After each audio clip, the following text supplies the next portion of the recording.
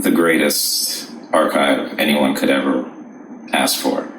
You know, of all the books I've read, of all the other online tutorials I've seen, this was the missing key.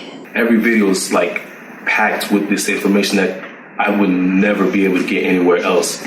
So I would say this is the greatest resource for learning animation. For me, A&B Animation Library is hands down the best animation learning resource that I've seen. I've tried all the tutorials, I've gotten all the books. I've never been able to really grow until I found A&B. And it's incredible. I've only just begun it, but I definitely am getting more from that than I did from my 1.5 years of college. I've noticed definitely that my animation has improved a lot, and it's more alive than ever. And what I also like about this animation training is that you also gain real confidence. Real Animator Training Library is unequivocally the best resource for animation, 2D animation, traditional hand-drawn animation that I've seen. So I wholeheartedly recommend the A&B Real Animator Training Library to anybody who wants actual knowledge and actual applicable concepts to create their own animation and to move forward in the field of animation and to set your work above those that are just kind of teaching themselves and not learning these tried and true classic concepts. A&B is motivated by his students' successes and improvements. He's a great teacher, a great animator with over 20 years experience in the industry, so you can't really get much better than that. I strongly recommend him to anybody. I'm thinking on how to put in words what I feel about it. I love that. It approached me from my dream of becoming an animator. Every cent I paid in there was worth it. I like that the library is structured. I can go back and watch it anytime I want to, and he's just got so much knowledge. And I just highly recommend it to anyone who's out there looking to learn traditional 2D animation. So thank you, MB, so much. And thank you so much for all you done for me. So, are you going to join the library?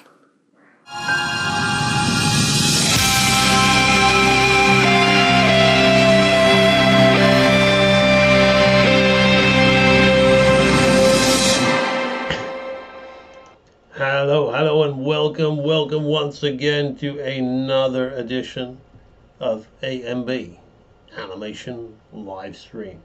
Alright, so I'm going to be continuing with the Hula Girl.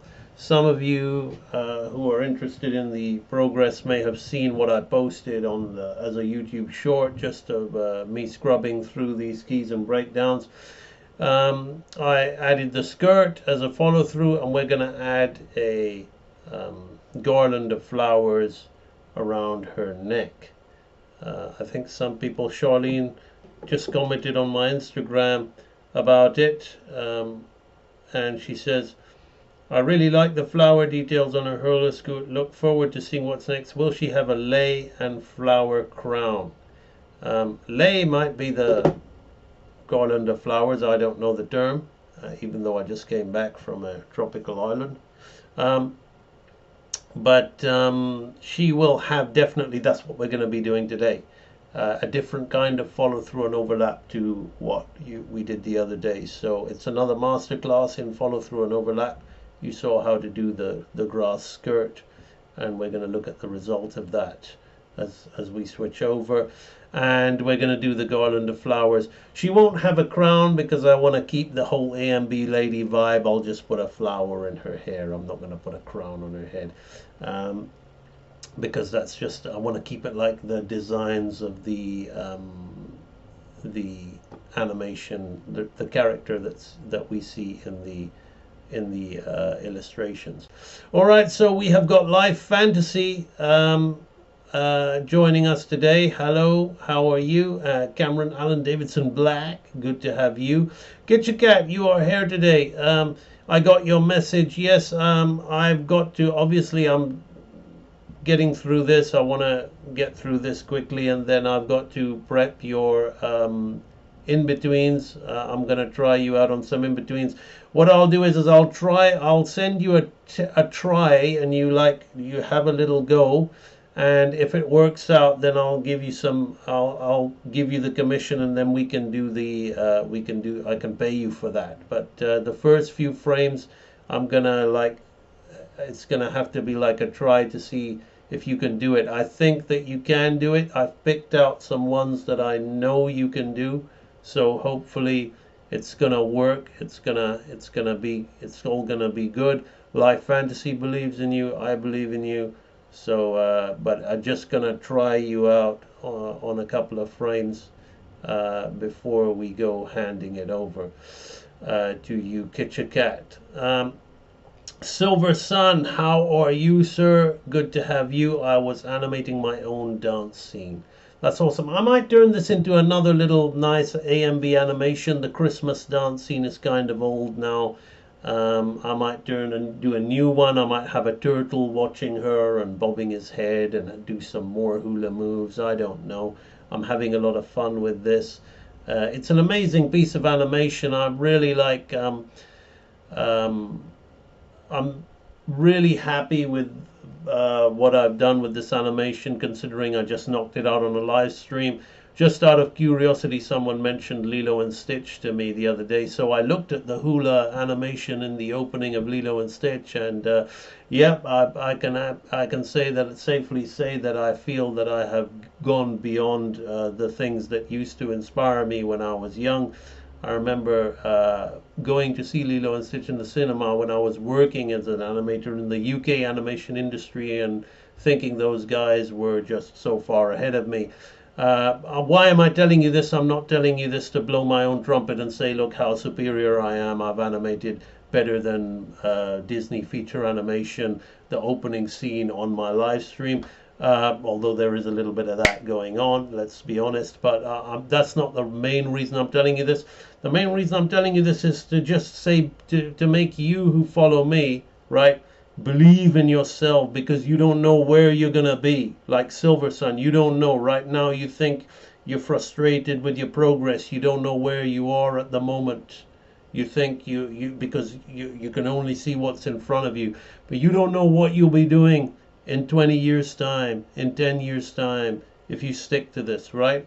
So I never thought, I always believed in myself and I always worked, but deep down inside back then I would still be hero worshipping certain studios and what they put out, and I'd be writing myself off all the time. And here I am 20 years later on a live stream, knocking out superior animation to what was in that movie that I was admiring and thinking was so high level at the moment. So that's the main reason I'm telling you this to anybody.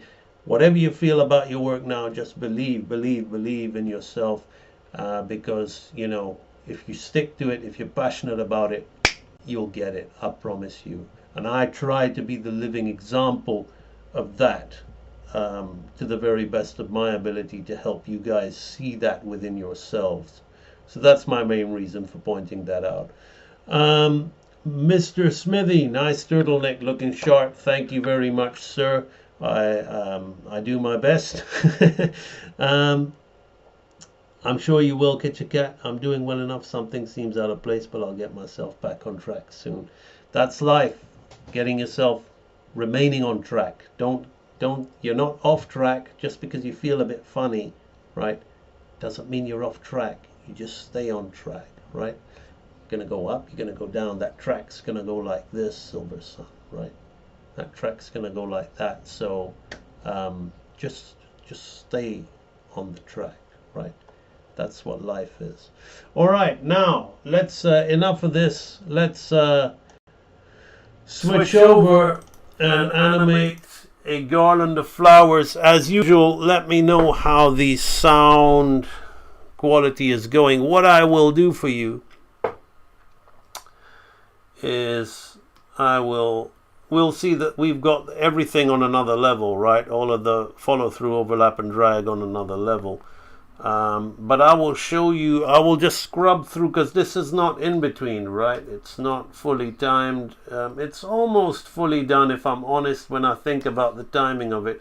But what I'm going to do is I'm just going to scrub through this so you can see how it looks at the moment with the how I went over the grass skirt from the previous, we say, in this animation. But I'm very proud of myself, because while it's got subtle things like bouncing breasts and whatever, I feel I've got some classy. It's classy, it's cultural, and it's maintaining the sincerity of the hula dance.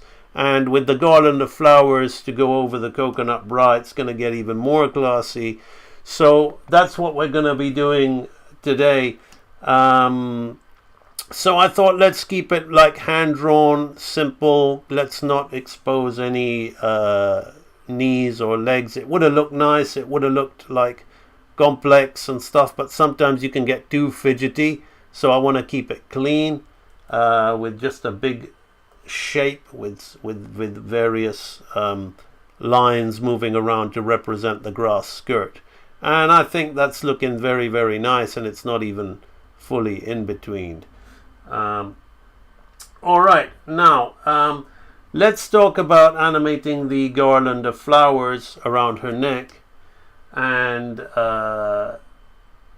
Charlene Giles, is the garland of flowers called a lei? I replied your Instagram comment here. Thank you, Charlene, for always supporting my work. Not only does Charlene generously donate to me every month, which I'm so grateful for, she's always giving me nice, lengthy comments on whatever I post, whenever I post on Instagram, and it never goes unnoticed. Thank you, Charlene.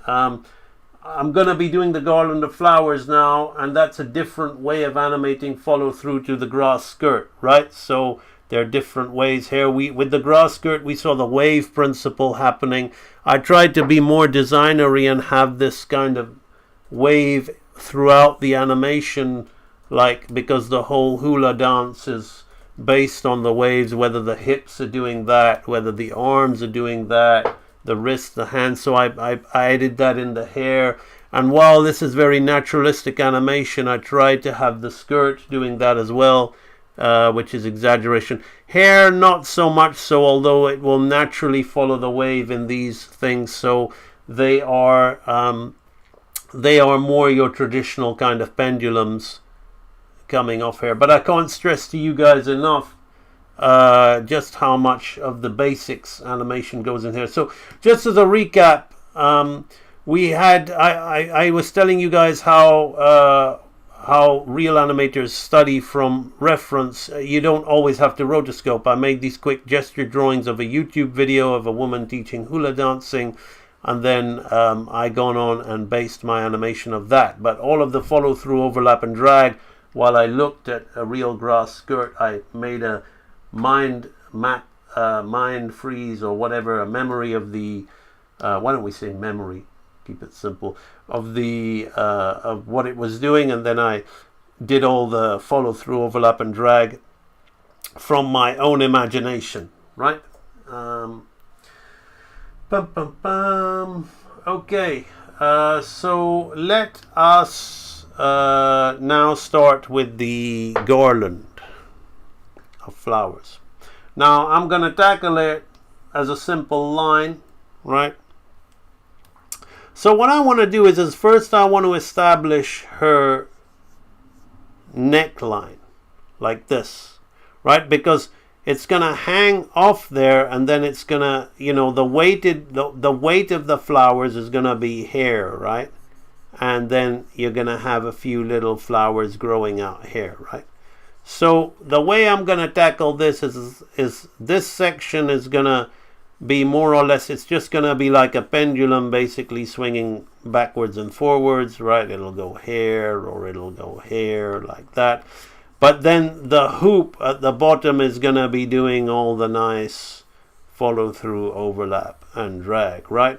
So I could end the live stream here for those of you who are in Real Animator training, because you will understand instantly what that how that'll work. But let's give you all some examples, and let's go animate, right? So I'm gonna start with the neck thing here, and I'm gonna have to think about the contouring of the breasts, right? So I'm gonna bring it here like this, right, around, and we're gonna have it leaning off to one side, right? So that's very important that I get this neck area right. So I'm gonna now follow with the neck. That'll keep the consistency of the size of this thing. And just as the usual follow through, overlap and drag thing, we're gonna kind of delay this, but I'm gonna notice how I've got it this way, but I'm gonna have it go this way, right? And we're gonna get it a little bit long on the other side. It's gonna be subtle, right? Subtle follow through, overlap and drag. Now we're gonna have this neck piece this way, like this. So the body is now going to be turning towards us, so I've got to think about that. So now it's going to probably come this way, right? Gonna come this way. Bum bum bum bum bum. Now she's turning her body again, but I can't keep changing the direction. She's already sent that. So she's already sent it in this direction, right? So we don't want it to be over the top movement, right? If I feel that I've overdone it and it feels too exaggerated for what she's doing, then I will have to tone it down. But right now look how she's coming down, but this, where the weighted flower's swinging, I've got them going up like that. Now as she comes down back up, they're gonna go down, right? But I want there to be a bit of weight to these flowers. Now the real lay, is it called, Charlene confirming, that would not be follow through and overlapping like this at all, right? Because it's simply too heavy and it'll just gently sway. But this is what exaggeration and appeal is, right? It's like with the breasts, right? Without being funny or anything, because for some reason these things are always taken in different ways, particularly in the West. The coconut bra generally nowadays is too tight, so there is no follow through and overlap. But we want animation to have those extra bells and whistles to give it the illusion of life and the feeling of life, to help the drawing feel more alive. So we put bounce, we overdo but we overdo it in a subtle way so it doesn't distract. So once again, let's just have a little look at what I've done here, and then keep watching the follow through and overlap. So I've got to continue. It's not enough at the moment, but you can see everything is very, very subtle with the follow through and overlap. There's nothing to really feel like it's over the top and distracting from the dance, right? So let's continue with that, right? It's gonna be coming down now.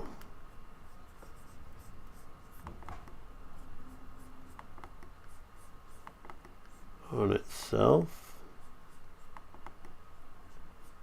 Gotta make sure that I don't lose the volume of the neck piece. Yep, it's about on the upper abs when it's at that stage. I'm gonna keep the flow of this thing, but I have to think about the contour of the breasts. We don't want it to just be flat, you know. We got to think about, it's a very subtle but complicated piece of follow through and overlap. My animation brain is really having to think about everything, right? So we're gonna have that just come up and open out a little bit. Bum, bum, bum. Right, then it's gonna swing back down. Now as it swings back down, I might have it swing down from one side more so than the other, right? Just playing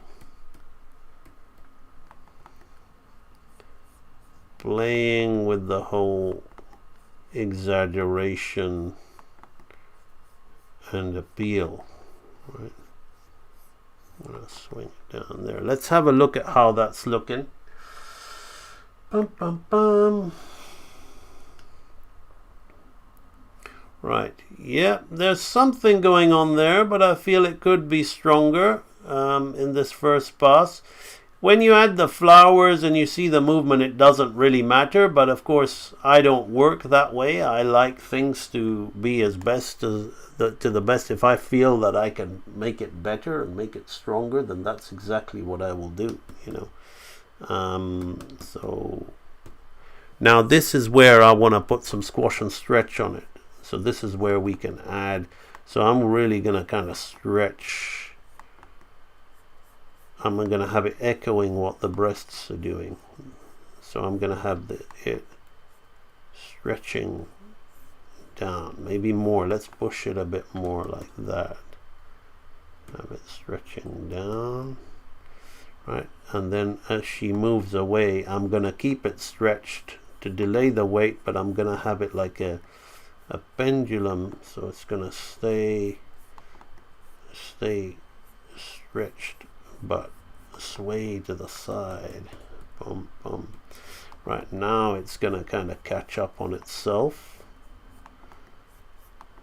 right, and open out a bit, right, and we're gonna keep that. As she's moving down, we're going to keep that opening out. See, the more you go into it, the more you kind of understand how you want to make it move. So the first few goes is going to be a little bit like intuitive and not the best, right? And that's all right. So then it's going to come along and down.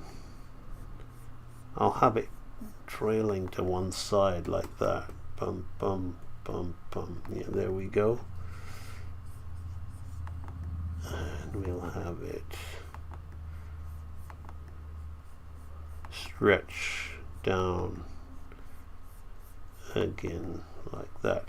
Let's have a little look at how that's working. Yep, bum, bum, bum, bum. Yeah, we're starting to get something in there. There's a little bit of this bit here is a little, you know, uncertain, right? But here we're getting something which I can then rework. I like that little double bounce in there. It plays nicely against the breasts, right? So the follow through and overlap plays nicely against that. Right, so as we're going like that, let's continue. Right, so it comes down, and we're gonna have it. I'm gonna have it swing a little bit to the side. Right, not too much. Gonna have it swing a little bit this way, and then it's going to start its journey in the other direction, but we're going to delay it. How's that looking? Possibly, right? Possibly, right? Then we're going to have it straighten up as she straightens up to oppose in the other direction. Now here's where I'm gonna probably rework the beginning. As I started, it's got to loop back, but it's not going to loop back to this position. But I'm going to put that in there anyway, and we're going to catch up on ourselves. Right, so it's going to come here. Bum, bum, bum, bum, bum, bum, bum. So we had it going this way. I'm going to continue it this way. That's good. We'll continue it this way. Like this. Now this is coming back too quickly, so we don't want that. So we're going back to frame number 1, and we're gonna sort it out, right? So it's going this way, and we're gonna have it kind of just swing back on itself, right? With a bit of overshoot delay like that. All right, now let's go back to frame 1. Let's delete that, paste that in, and now let's delete this, and hopefully maybe we can have it in between back to that position. Boom. Probably have to delete the next one as well. No, it's doing something there, so we gotta keep going. If I have to reanimate it, I will.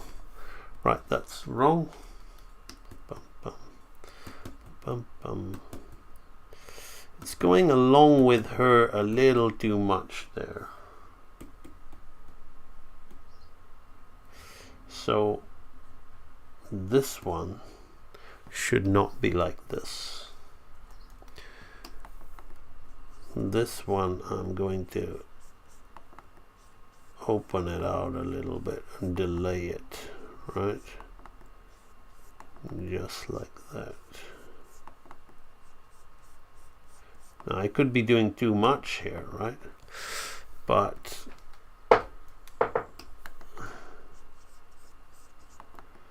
that's what makes this, to me, this is a lot trickier than the skirt, because as I said, I've got to think about how it moves in relation to the torso.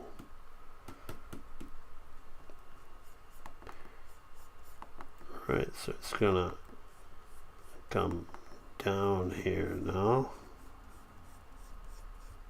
like this. Okay. So I gotta delete this one. If I have to reanimate this, I will, until I feel that it's good, right? And then that's what the straight ahead, we're gonna have it go long here. Bum, bum, bum, bum, bum. Yeah, we may be able to find ourselves by getting rid of this. Right. Bum, bum, bum, bum, bum. Bum. So now we're going to pull it.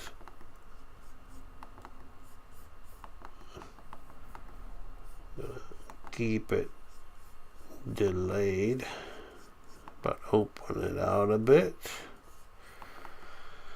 No point drawing any flowers or anything until,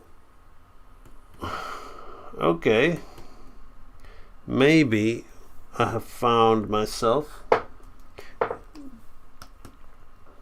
So here, maybe I've found the point where I can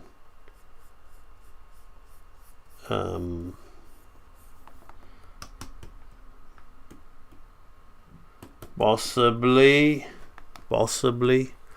let's see how that looks. Bum, bum, bum, bum. Yeah, possibly. Let's loop it.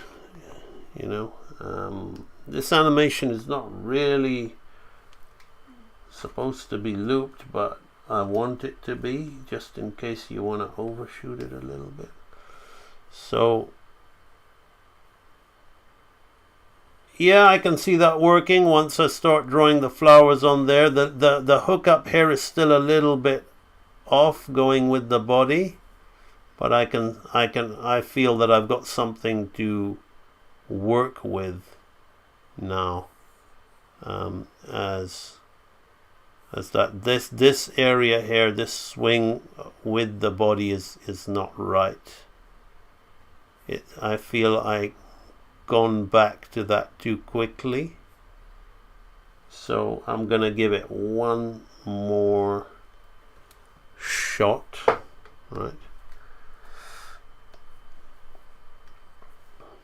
So we're gonna get back here. So this is where I went wrong, right? I mirrored the body, right?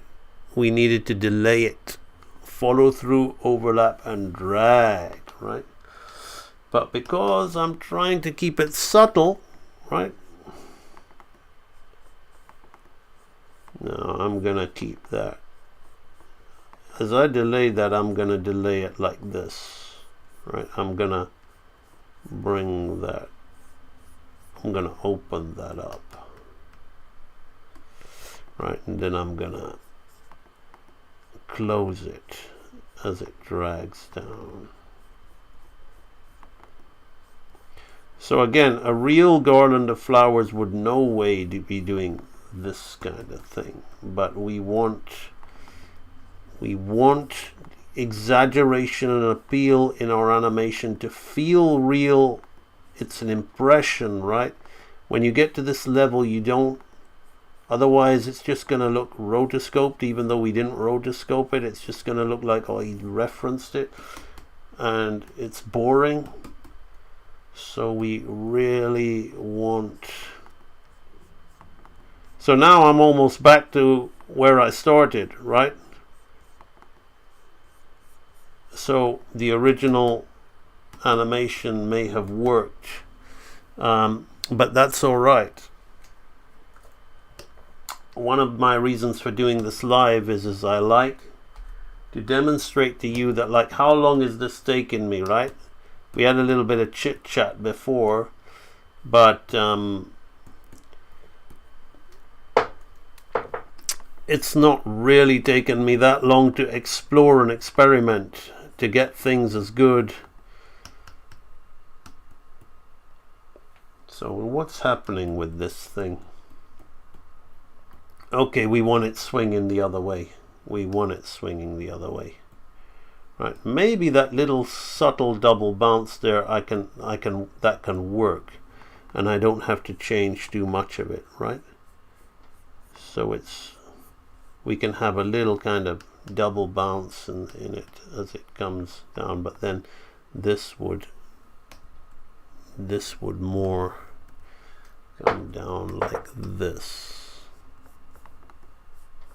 then, right? As she turns, this would more come down like this, and then this would sway here. Bum, bum, bum. We would sway that back like that. Yeah. So what I will do here is I will delay it like an oval like this. I get this right? Everything else is super easy afterwards. If this hula girl doesn't get people to want to learn animation, I honestly don't know what will. Thank you, Dylan Smith. Thank you very much. Right. Yes. Now we're talking, right? Control C, Control V. Let's loop it again to get a feel of a long loop, to watch the sway of that from side to side. Yes. Now we're talking. Bounce, bounce and sway, bounce and sway, like something bobbing on the water, right? Perfect. Round one, fight. Oh, you can. Perfect. You win. There we go. Right? You're just getting a taste of how I sit in my room by myself with cabin fever and talk to myself like this all the time, right? And final round, fight. Right, yeah, so now we have got the garland, the flowers, the lei. Man, that is so hypnotic, I could look at that forever, right? That is so, so nice, yeah. And it was definitely worth it. Bounce, open, close, open, close. Can you see it's just opening and closing and gently swaying and following along, following her body along as we're going along there. So, awesome. So if you're enjoying this stream, many of you already do, and I'm really grateful for that, but it's the spiel. So if you want to support me and you're enjoying this stream, there are many ways you can do that. You can like, subscribe, you can share, you can follow the link in the description and donate me. It's like shouting me a drink. However much you so desire, the option is there.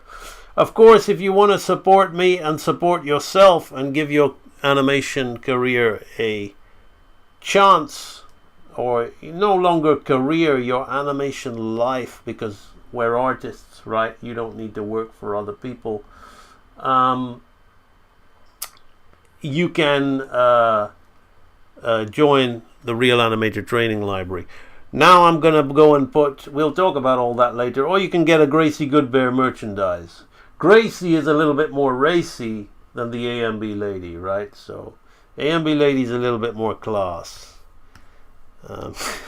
It's funny, I shouldn't say this, but like I was talking with my wife, I was saying the AMB lady is always going to be classy and Gracie Goodbear is kind of like a hoe bag. You know, she was laughing her head off. I shouldn't say that about Gracie Goodbear. But okay, so this is I'm kind of yellowing in this, and we're going to talk about the flower model that we are going to put on this thing. I'm going to design a garland of flowers that's going to be easy to animate, and I'm going to figure it out for you here on the spot. I don't want to be, I think I looped this thing too much, so let me just delete all the extra frames. Right, so let me find frame one again. It goes like here, here, here, here. That's frame one, so we're going to delete all of these additional loops. And then I'm going to yellow this in. Hi AMB, besides your course and the donations, do you have another source of income? I also want to make a living with my own projects as well. No, I don't. I have quit the animation industry completely. I used to do animation industry alongside this, but for the past since 2019 was my last. I got hired as a supervisor, head of story on a feature film that was going to be released on all major streaming media platforms, and there was some money laundering going on by the investors, and the project was pulled.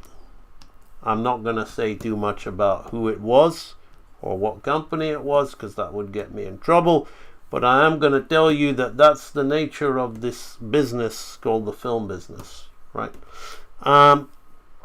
And it goes on all the time. And I did some really good, really awesome work. Sometimes I think I might do a private live stream. I'll charge, of course, because you talk about how to make income, and I will share some of that work. Since it's all shelved anyway, but I'll share and talk you through. There's videos of me talking to the art director about my take on the characters and the scenes and things like that. We've got lots of live streams where I'm actually briefing people, so I might disclose some of that stuff to some of you guys if you're willing to want to see that. But that was my last gig, and to be honest, I didn't even want to accept that, but the pay was phenomenal, and Real Animator Training was kind of working at that time, but I still felt like, okay, well, I can't really. But now I'm at a stage where I don't need to worry about that, right? I'm so grateful. I put in the work, but I'm so grateful to all of you guys who watch me and support me, so I can carry on being awesome and having an awesome life myself. Do you have Discord? No, I don't have a Discord, Kyle. The way to engage with me is either on YouTube or my free Facebook group. There is an unofficial Discord where AMB animation members have joined, but I don't look at it, I don't view it. I tried to have live Discord chats with people, but I found, I'm sure I'm more than capable of learning Discord, but I just don't have, I'm so busy, I don't have the time to figure it out, and it was always glitchy whenever I did it. I tried to have people call me live while I was live streaming and chat to me and tell me about their animation journeys, and I would give them advice or just listen to them and let them share their story with my audience. But it was a really nice idea. I would like to do that some more, but until I can have some tech guy with me to work all this stuff out, it's just too much of a headache for me to keep on figuring out these things. So I'm just leaving it this way for the time being. I mean, I hope YouTube or one of these things will have a option like Discord on it to make life easier. But anyway, all right. Now I'm gonna figure out the garland of flowers model, right? So I'm gonna open up my dancing girl AMB lady hair, right? She would look good with a little crown, but to be honest, I'm a little bit tired of this animation, so it's probably gonna be this model that I'm gonna be focusing on more than this one. This one's a little bit too complex, so I'm gonna look at that and I'm going to turn that into a model. So I'm going to have that on my other screen while I'm figuring this out. Bum.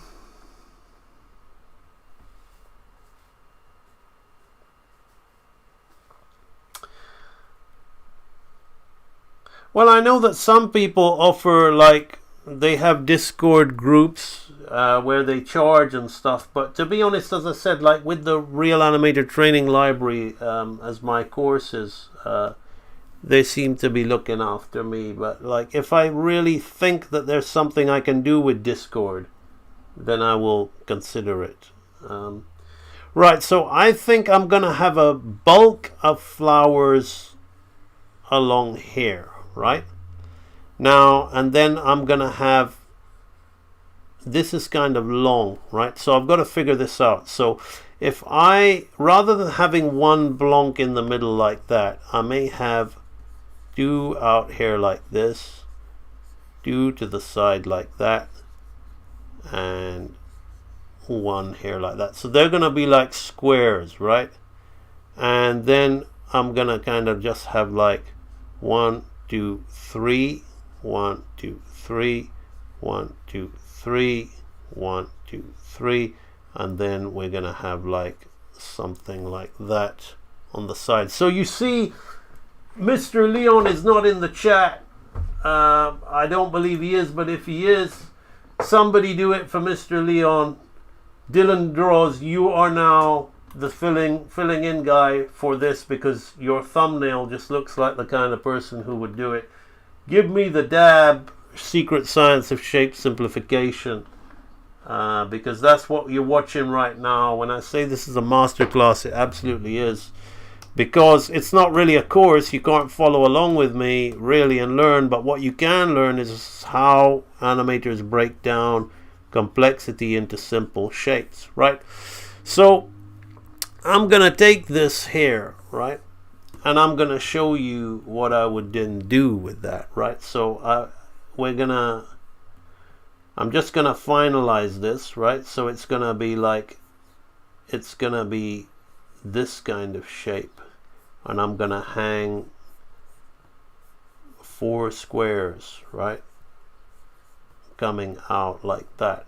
Right now, and in those squares I'm gonna put little diamonds, right, like this. I'm figuring this out right now, right?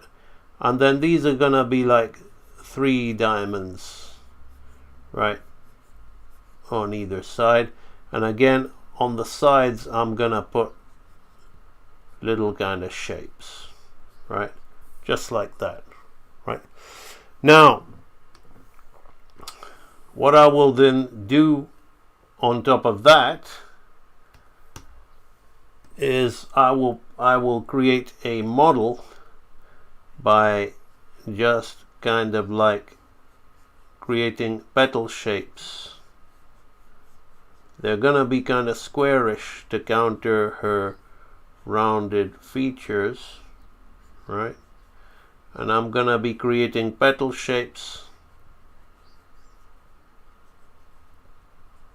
like this, right? Then inside we're gonna be offsetting them like that, right? And you might even start to put little lines and further lines when you start detailing it, right? So I might then divide some of these up to get it more flower-like, right? Then when we see that moving, we will have a image of flowers. I don't know why I think somebody who's watching my stream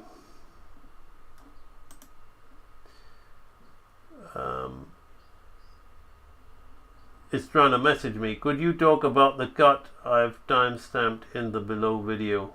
A breakdown would be amazing. Maybe afterwards, if there's time, because I don't want to be clicking on any links, but thank you. If there's time, if not, I will do it in the next Ask AMB section. So this is how we're going to tackle the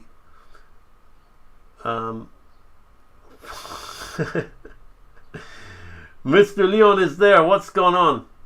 The secret science of shape simplification. There he is. Come on, where's the dab?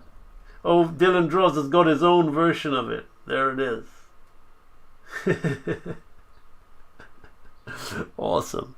Right, so now you can see the secret science of shape simplification in effect here. So I'm going to take this and I'm going to put this here like this, right? And I'm going to delete that because we're not at that stage. And I'm going to put this one back here. So it was like, let's take this away. Where was it? We had this here like this. So I'm going to put this right here. I could just redraw it, you know, but there's an inner software minion in me. I want to use the software. I want to use all the little tricks. Right, anyway. So that's kind of like how I'm gonna be tackling it, right? So let's go with this, right? So I'm gonna have this here like this. Then we're gonna have these two shapes here like this. I'm gonna have these two shapes like this, right? Then what was it? It was 1, 2, 3, right? But I don't want that to be riding up the back of her neck, right? We've got it's not a flat thing, right? It's gonna be moving in perspective, right? And really, there's so much going on with this animation that if you get the volume right, you can be very free with the volume of this thing, right? Because they're kind of like flower petals and they bend and whatever, right? So I've been very, very free with the volume of this belt, but who notices, right? We're gonna put in those little elements there, right? Like that. I'm gonna have them coming off the side. So you're kind of like getting the idea now, I think, of how. Now I'm going to even throw in some, if I feel these shapes, I'm not going to keep them as squares, right? I gave you the square thing as the basic kind of training of like how it is, but I'm going to squash and stretch these shapes and make them in my mind feel like kind of like simplified flowers, right? Because when you animate, you want to think about the texture of the thing that you're trying to animate, right? Whether it's the grass skirt, the hair, the breasts, the flowers, right? Everything has its own texture and weight to it, right? So when I'm animating these things, I want to think about, I want to feel that that's going on in my animation, right? So each and every one of these little, even though I'm following the line that I drew beforehand, right? I'm adding a new follow through and overlap on each one of these little shapes, right? I'm making them kind of like react to the direction that they're going in. I'm adding drag to them, right? I'm adding squash and stretch to them because that these ones not as much, because as we get closer and closer to the neck, right, we're gonna kind of, oh, what do we got here? 1, 2, 3, 4. This one is kind of like we've kind of added one here, so that's gotta be kind of like a little bit careful that we don't want to lose the model, right? So we've got, this is gonna look good. I can feel it, right? That first frame is harsh, but that's all right. I'm a big boy, I can fix it off stream, right? That was the finding your way kind of one. Now we've got this, we'll be going this way. Right, so 1, 2, 3, 1, 2, 3, and these kind of shapes. I guess you can add one or lower one, it doesn't matter. Right. Now you can see why animators like to work in different colors, right?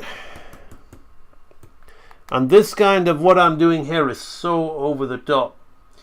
And I mentioned how, you can do it now. You can YouTube the opening of the multi-million-dollar Walt Disney feature animation Lilo and Stitch, and you can look at the hula dancing. They've obviously researched a different, like a much more intricate hula dance than I have, but you can look at the way they've animated their hula girl, and it is, without blowing my trumpet, it is inferior to what I've done here, right?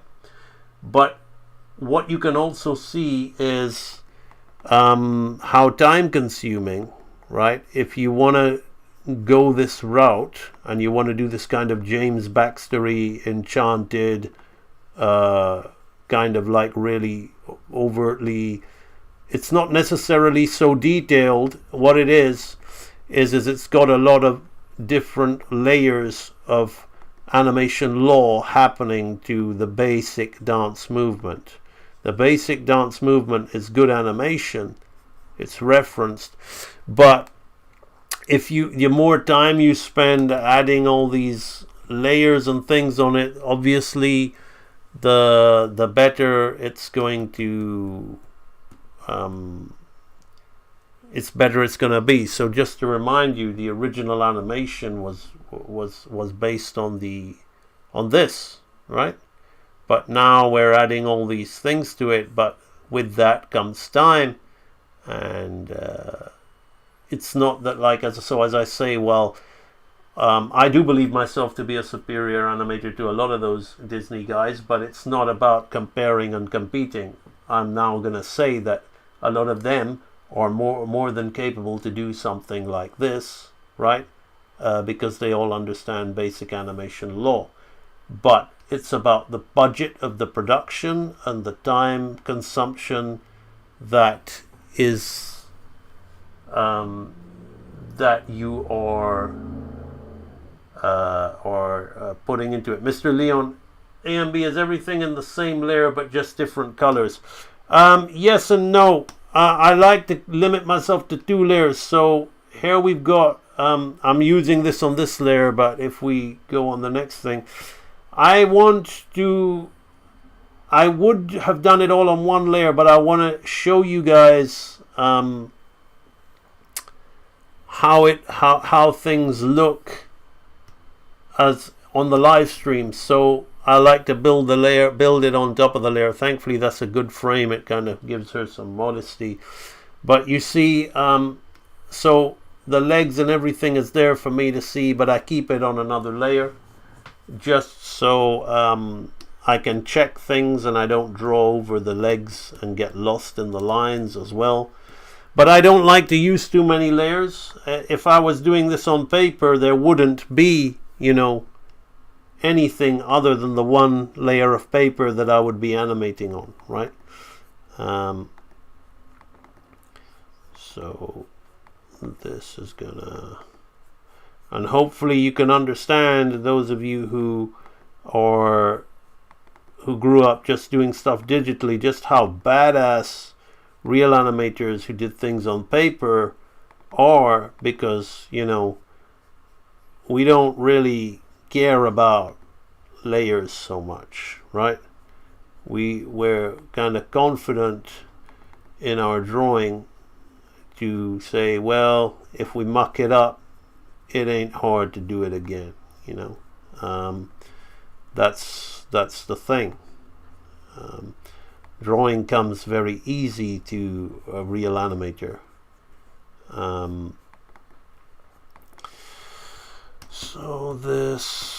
So the only way I would be precious about a drawing is because I love drawing, but I would not be precious to say, oh my god, I want to keep that drawing in my scene. You might have a drawing that you like, but if it's spoiling your animation, you gotta get rid of it. Right. So I'm kind of now finding the design of the garland of flowers more and more as I go, right? And it's gonna be very easy for me to draw the flowers on top. I've already given you a hint. So I'm really getting more and more comfortable with also animating these things rather than just separate shapes, right? Which is the wrong way of doing it. I'm now bunching them all together as one shape, but understanding the separation and how they'll be deforming with the guideline that I animated for underneath, right? So I don't even really need to put these little shapes inside, but I'm doing it just to, they help me see the direction of the way where everything is, right? Now it's gonna fall down on itself, What I might do is because it's this, I feel we need to see it in black, because the blue is good, but I want you guys to really see the movement and feel the movement. So let me work in this black color.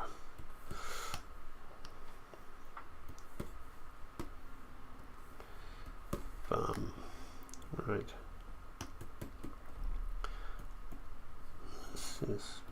This color there. Right. So as long as I have a vague idea of the direction they're going to be going in, I'm all good. 2, 3, 2, 3.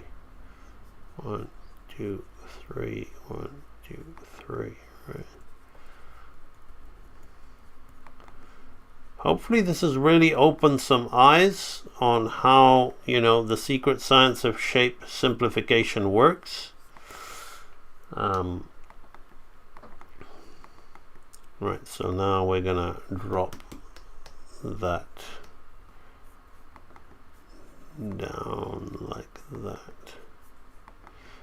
And then when I start drawing the petals on the flowers as well,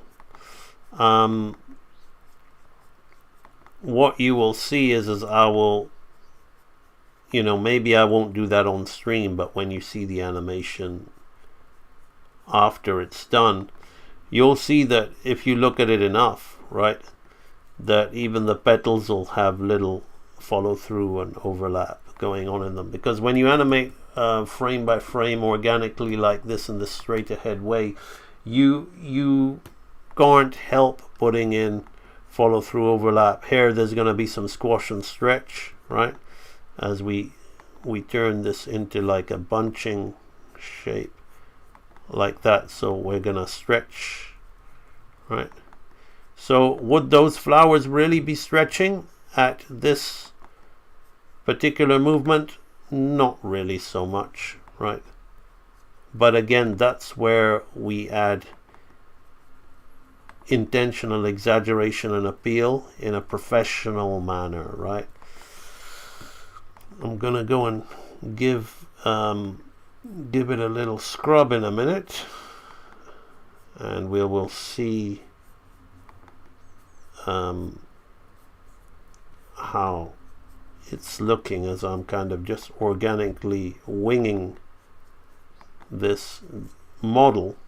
So you see the flower garland has some consistency to it because I've figured out a model for it, right? So even though what I'm doing here is extremely rough and vague, there is now I'm like, there's 4 here, there's 3 here, and there's those little neck pieces there, right? So I'm just gonna have a quick look at, we're kind of halfway through, gonna have a quick look at that. Oh, that's looking very nice, right? That's gonna look very nice as that animates. So it's going completely on that line, but it's masked into looking like just diamonds and squares at the moment, but they will eventually become flowers, right? Flower petals. And when I do it, I'll do it in sections, right? Because you can lose focus. So like when I did these things, I did 2 at a time, right? So depending, what are we? I'm getting a little bit of neck pain here.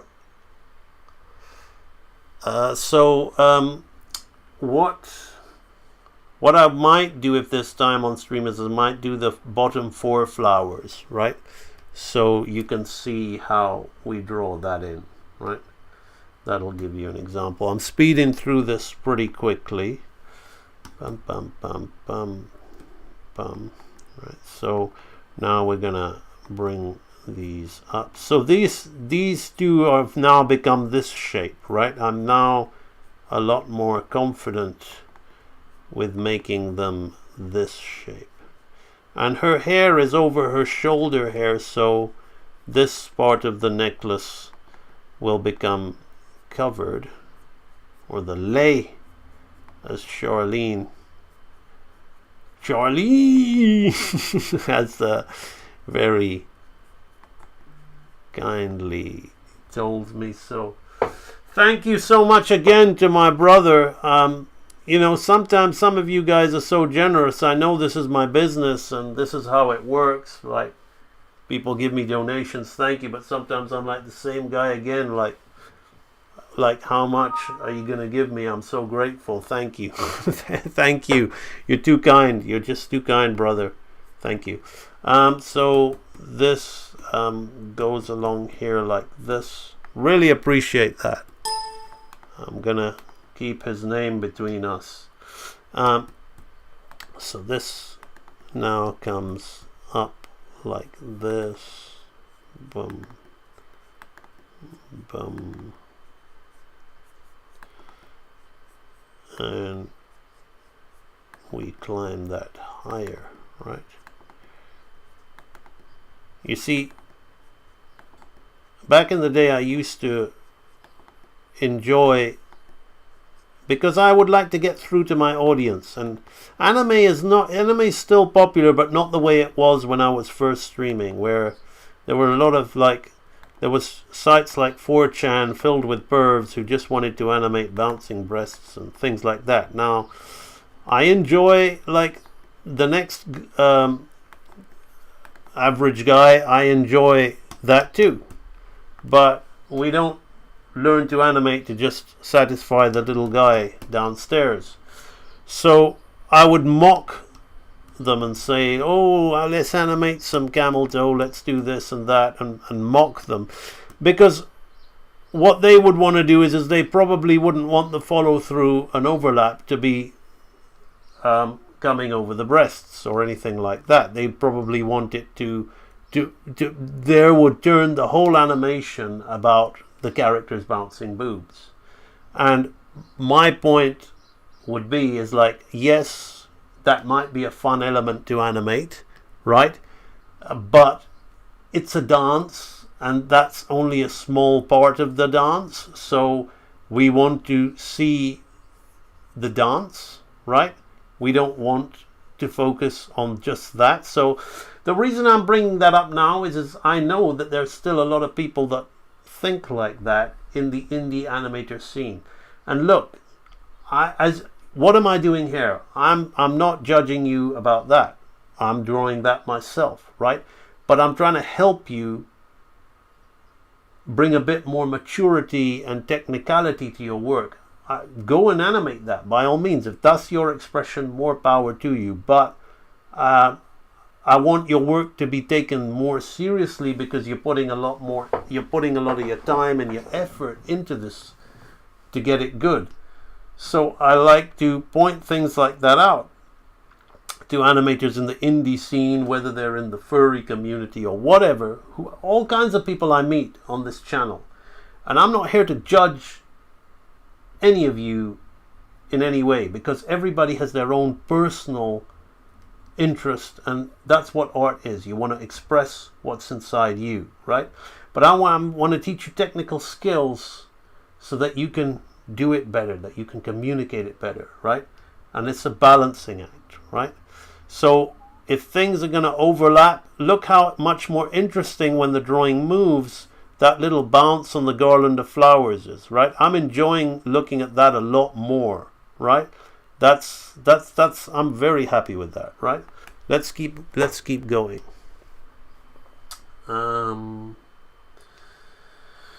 So this is going to come up. Now it's going to swing through like that. Bum, bum, bum, bum, bum. It's going to come one here, and let's keep them angled to this side. Like that. 1, 2, 3, 1, 2, 3, 1, 2, 3, 1, 2, 3. Then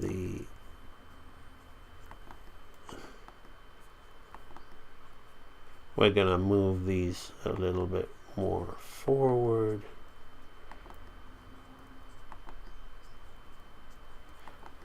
Like that. You see all of the little, it wasn't even difficult, like just because I didn't get it the first time, right? But all of the extra time spent on that underline that for the necklace, right, was really worth it, because now I can just add these shapes on top, right, with a lot of confidence, knowing that it's gonna work, and it's gonna work really well, right? So I hope that the masterclass that you're watching in today's live stream is really helped you understand that, you know, get the fundamental action right. Don't the desire to want to draw things and to draw the character's face, to draw the character's clothes, to make it look like the character is just gotta be kind of like put to one side, right? You're gonna get to draw your character, you're gonna get to do all that stuff, but in order for you to do that character justice, right, you've got to get the mechanics correct, or working nicely as best as you can to then. Now I'm gonna have them kind of like dragging, but then almost like fighting against each other as they go this way, right? Like that. 2, 3, 2, 3. And really, I don't care if the odd flower gets, an additional flower gets in here, right? And another one doesn't. There's so much going on.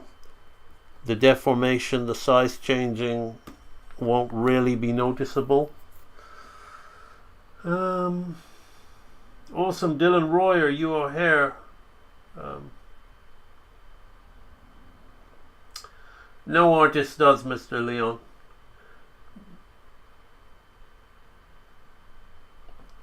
Well, Kyle, they might have referenced real dancers, but just look at the animation.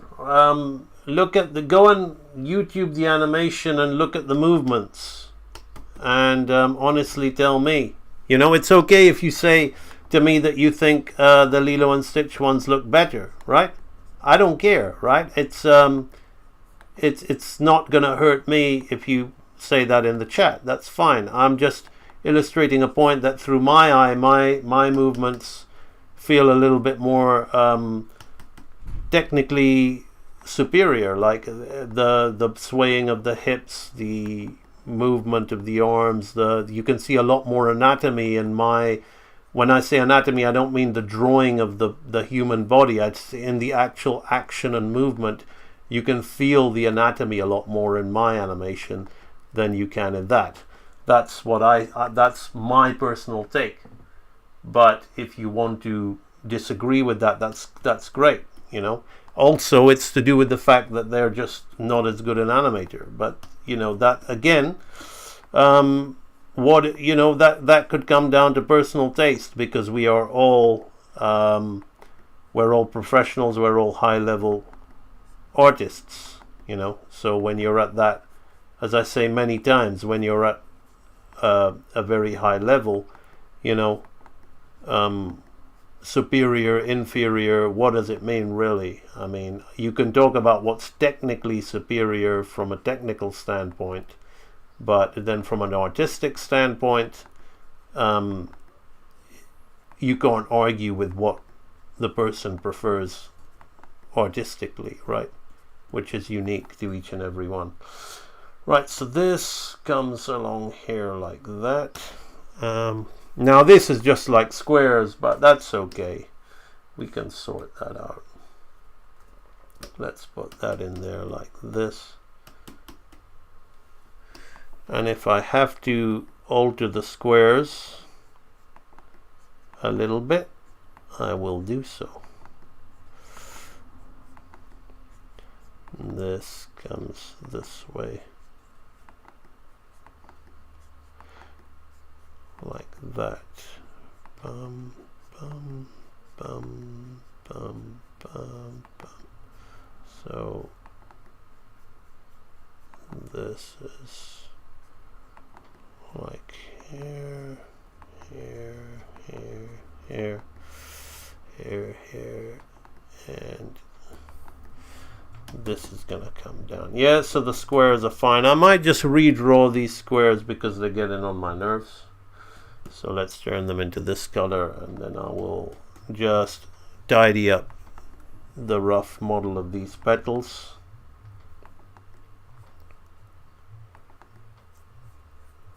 Alright, so 100% I can make sure that they loop as best as they can.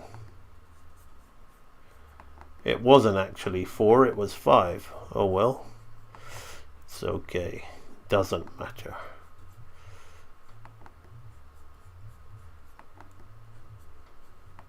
We've got that there like this. This one comes along here. And we have that there like that. Okay. Right. Now, I'm going to copy that. I'm going to paste that on my first one.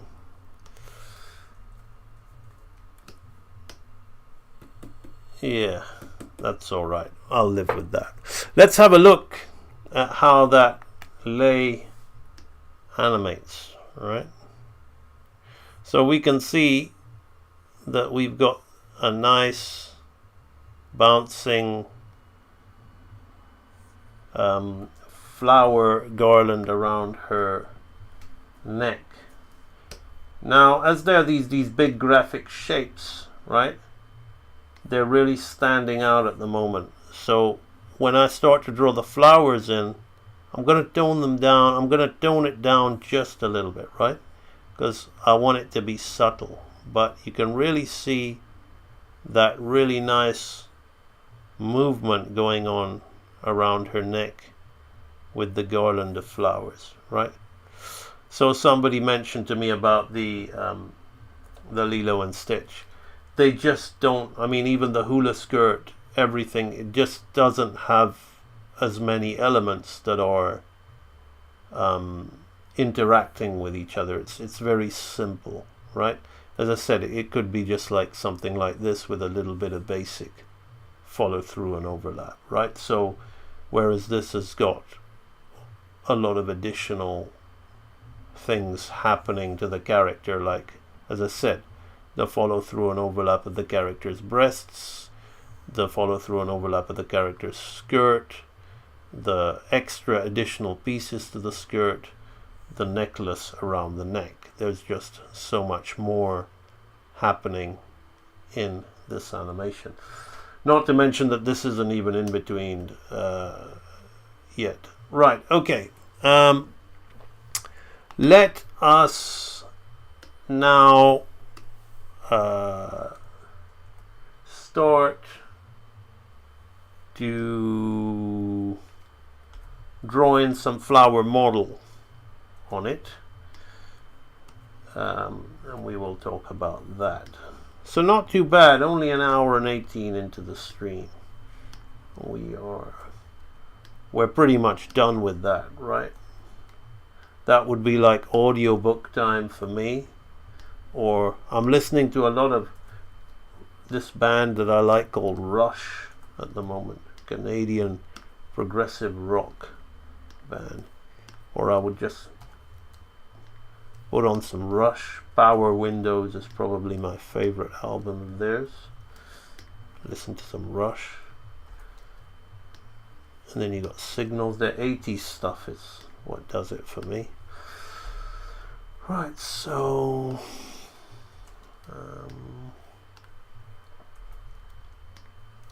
just getting rid of the yellow.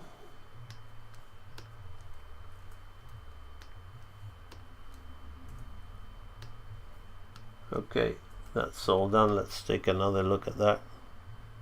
So yeah, that's a lot of fun. This animation is a lot of fun. She will have a flower in her hair as well, but yeah, that garland of flowers, I'm really enjoying that. It's a little over the top, but you know what? I like it. I'm gonna keep it over the top. It's just enough to make it feel more animated and less, you know, like the body movements or the very naturalistic. It's just enough to really make it feel like we've got some nice classical hand-drawn animation going on there, just watching it in the preview window. Right, okay, so I'm gonna pick a color that I can see clearly as I start to draw the flower models on top. Now I'm gonna do the 4 heavy flowers, and then the rest of it I will do off stream. But I will take it to the point where I think, okay, it's enough now. We don't need to continue streaming it, right? I will take it to that point in terms of these 4 base flowers.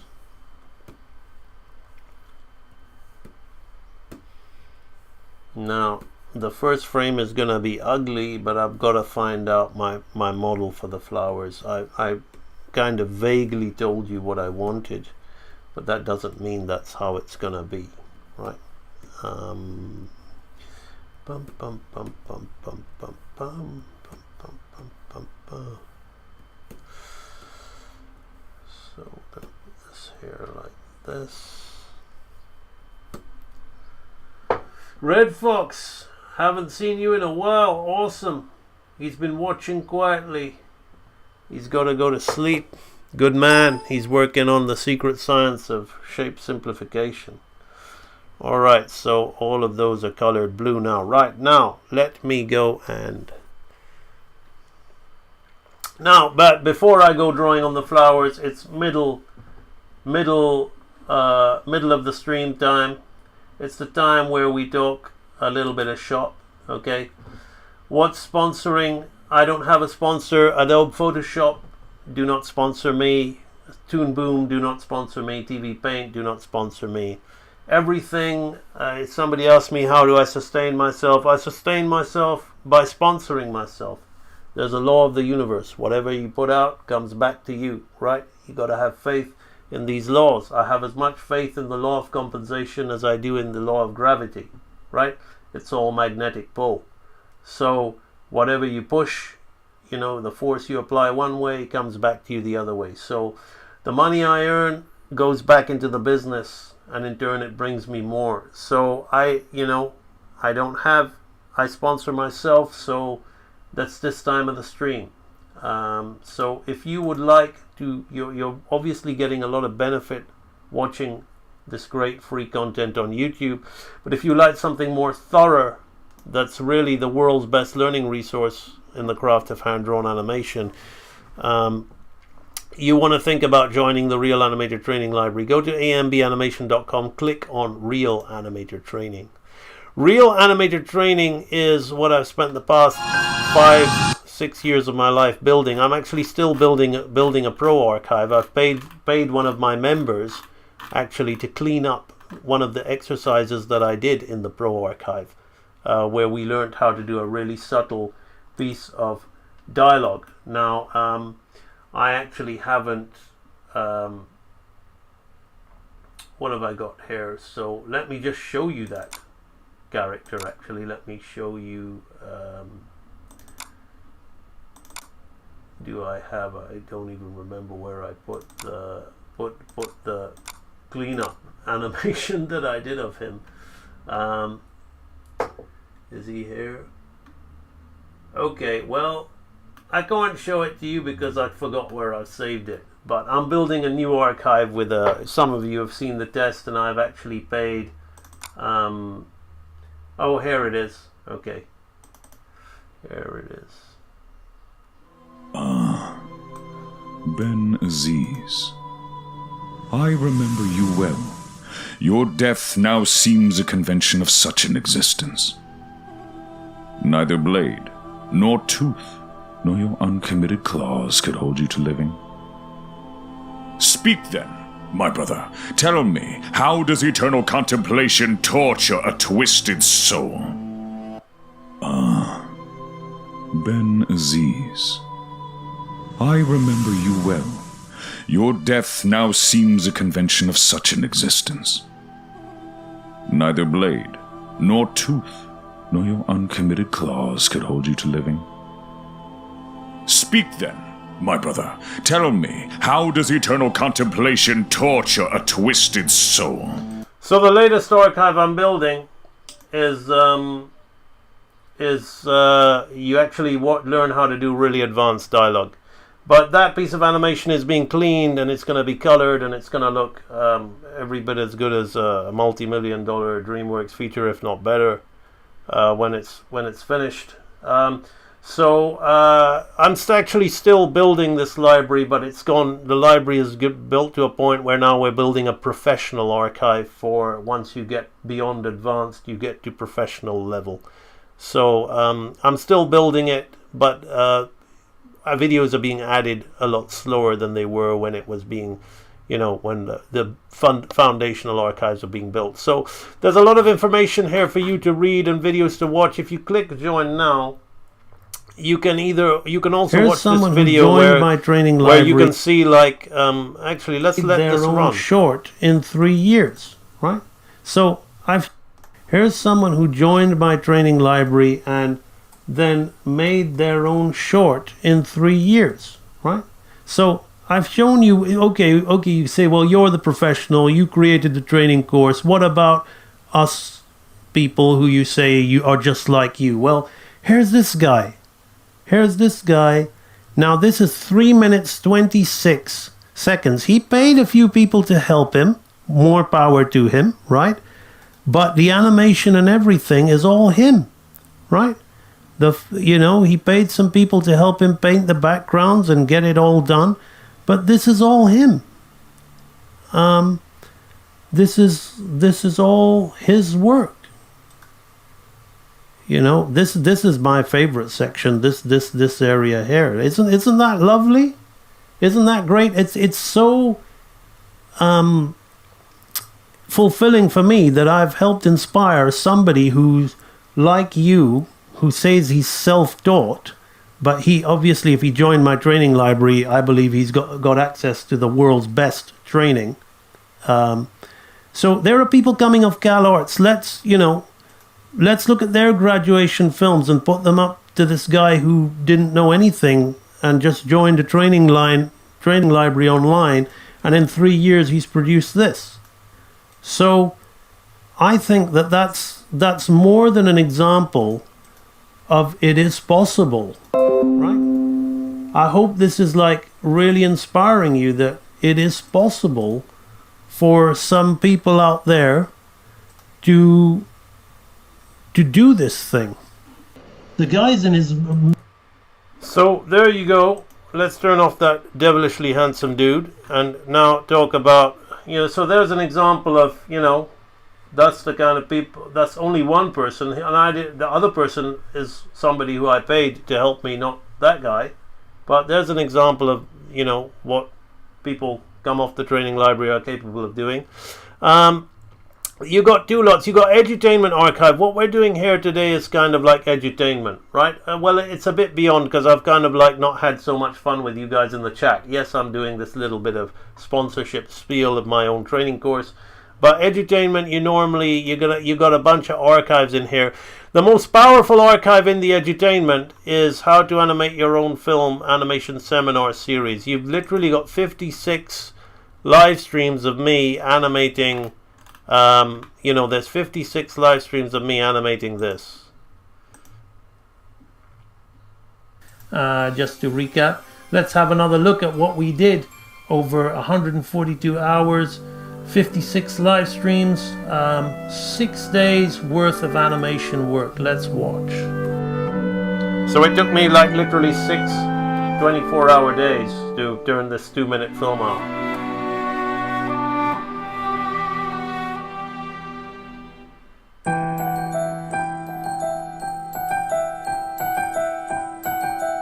very rough.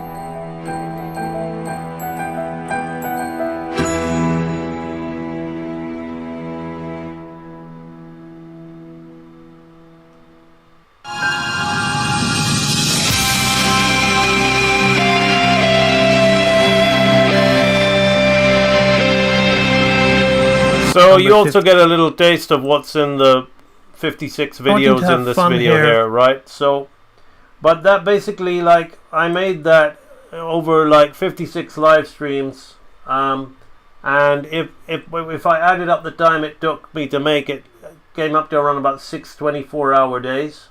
And the whole thing, obviously some of it was in between off stream, but you see the whole thing is documented over these 56 videos, shot for shot, every single shot, all the keys, just the in-betweens have been done off stream. But the whole thing, even obviously we're not awake for 24 hours, but even if you said you want to kind of you want to half it again, then that's 12 days. And if you want to say you worked another half it again, 6, that's is it 18 days worth of work, right? So I show you how to do that in this archive, and that's in the edutainment section. That now you're not really going to learn the real animation secrets by watching a master make a film, but you will get an insight into how it's done. It's a very good seminar, and there's lots of fun in there. People like say, how do you stay fit when so I get you to do some push-ups with me off stream and all on stream and all that. So it's a lot of fun for that. So that's the edutainment streams. But what we've been watching today, you've been watching me like animate this really complex piece of animation, right? I have literally, and I don't care if it sounds like I'm blowing my trumpet, because I like you to understand the power of what you're getting even on this free YouTube stream. You've watched me, like, you can, as I said, you can go and Google on YouTube now and decide for yourself the opening of Lilo and Stitch. You see the girls doing hula. You've watched me on a live stream knock out a hula cycle beyond what is in that level, right? Live, right? Live, and I've been showing you how I've been doing it, right?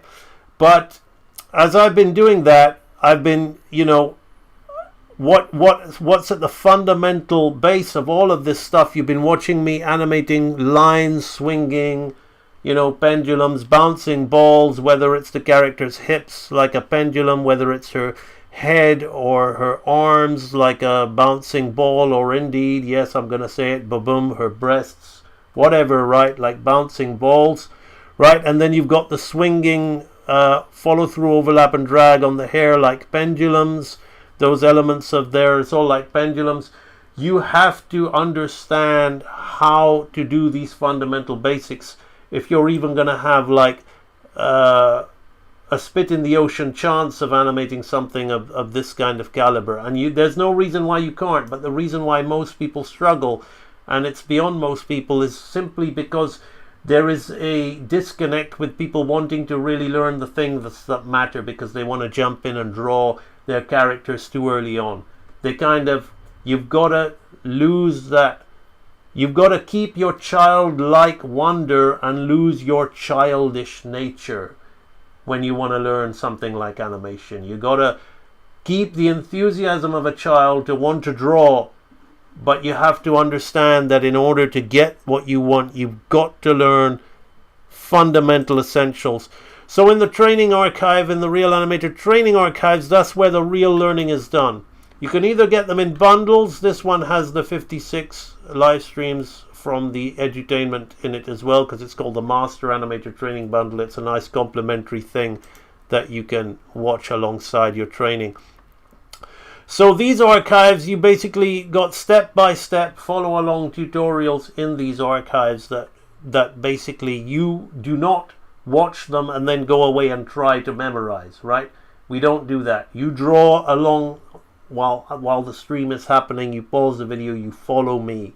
That's how these videos are done, right? As I draw, you draw, and we work through the 6 laws of movement in the basics archive. We work through the 6 laws of life in the intermediate archive, and in the anatomy archive we consolidate all 12 laws and we learn about drawing on model, right? So let's just go take a quick look at the fundamental basics archive, and then we're going to be done with this little intermission and then continue with our animation after the stream. So this is what you will be learning in these step-by-step training archives in the Real Animator Basics, the first archive, the fundamental essentials that are going to get you where you need to go.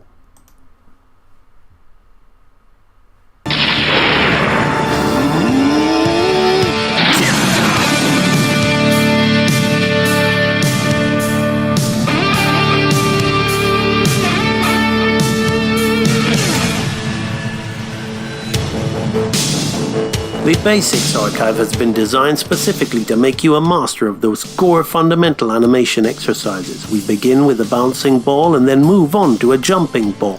After that, we start playing around with the timing and the spacing to generate different speeds and weights to the ball. We also have a swinging pendulum exercise that's designed to really maximize our understanding of arcs. The point of doing these exercises is to drum home those core principles of timing, spacing, slowing in, slowing out, and arcs. It's vitally important to learn these exercises through simple shapes and lines so that you can transition onto more complex shapes as you progress. Once we have completed the ball and pendulum series, we then transition onto our side view walk cycle series. You will learn the cycles one section at a time, beginning with the legs, the body, the head, the arms, and then afterwards the timing and spacing. So we begin with the basic walk cycle, then transition onto a standard walk that really pushes those body mechanics and teaches you more about the movements of the human body with the specially designed AMB stickman. You will also learn how to do a jog cycle and a dynamic run cycle, all utilizing these 4 video lecture series in there to maximize your understanding of each action, so that you will eventually be able to understand the way each body part moves and then do everything all in one go. After completing the side view series, you then move on to the front view series, which is again presented to you in the 4 video format of the legs, the body, the arms, and the head. Again, we do the walk cycle and the run cycle to maximize our understanding of body mechanics and the arcs of each different part. After doing the run cycle from the front, we move on to the basic head turn and then the varied head turn. So those are the fundamental essentials, and we have somebody in the chat that's saying, do you have somebody in the chat that's saying, do these fundamentals apply to creating animated locations? 100%. Now, I'm not going to play you the full thing on the intermediate archive, but you see the basics course is the 6 laws of movement. Okay, so you want to learn about making something move. You got to learn about timing, arcing, slowing in, slowing out, pose to pose and straight ahead, follow through, overlap and drag, and solid drawing. With a little bit of seventh law of squash and stretch thrown in there as well. But that's in the intermediate archive. You basically learn about the 6 laws of life, which are squash and stretch, anticipation, primary and secondary action, exaggeration, appeal, and the 12th law, staging. Alright, so in the staging section, let me just go to that part of the thumbnail. So here we go, right? You learn a little bit about the importance of that. Animator, a 2-part lecture series on the law of staging concludes the SAC exercise series. Here you will learn how to plan your action and develop characters and props. So basically, I'm not gonna. You want to watch that video? Like, you gotta learn. Like, it's just a little taste, right? Because animated environments are different. But if you're gonna move a character in a location, you're gonna have cameras set up in different. You gotta understand your set, right? So these two little lectures on here don't go into detail about that because that's another facet. It's not character animation, but we still make you do this. And I've got this guy Cameron online. My friend Cameron, he's going to town with doing it for all his projects. He may end up changing that as he gets more and more advanced, but whatever. But he's training himself to all the time think of my environments and my locations like that. So, do you learn that? Yes, you do. You really learn about the 12 laws in Real Animator training completely. And we have the usual hosting thing going on there, right? So again, you can go through the intermediate, the advanced archive. You'll learn more about solid drawing and consistency and, you know, dialogue and all that. Watch these videos. They'll all give you an insight. Again, as I said, you can save money by buying them in bundles, or if you just want to study one archive that suits you, then knock yourself out. Again, I've got to stress, this place is called Real Animator Training. It's for people who really want to do this. And if you really want to do this, you will not question the price. And that's the absolute truth. Because if I have people from CalArts who paid 180k for their degree joining this place. I have people who've given the great last living surviving animator from the golden age of Disney, Don Bluth, who worked on Sleeping Beauty. They've given him 10 grand of their own pocket to learn from him. They're joining this place. You got to ask yourself, well, even if you don't like the way I talk about myself as if it's so great, but I'm sorry, I just like spitting the facts, and you want to say, well, it's not the best. Well, with those kind of facts, you got to say, well, it's got to, at least it's up there, right? And you're getting it for the price of a gaming laptop, right? You're getting it for the price of an Xbox with a few games and maybe, or a gaming laptop with a decent TV, right? There are some smart TVs that cost more than this, right? So anybody who's really complaining about the price, I would just say to them, get real, all right? If you want to be real, get real. Otherwise, there's plenty other courses out there that are on Udemy or other YouTubers who are always halving their prices and quartering their prices. When I'm selling this, I'm basically giving you the world's best at a discount from the get-go. There ain't gonna be no price cuts on this because it's a gift, right? I'm giving you the world's best. I'm one of the best animators in the world. I've spent 5 years of my life sharing my secrets with you, and I'm giving it to you for the price of a smart TV, right? So let's get real. If you want to be real, and join the Real Animator Training Library. Okay, so that's that. Now, we are done with that. That's it. There's no more to talk about with Real Animator Training. I am now back onto the live stream. Also, very quickly, we will get this out the way now. Other ways to support me, there's a link in the description. There is a AMB animation donation page.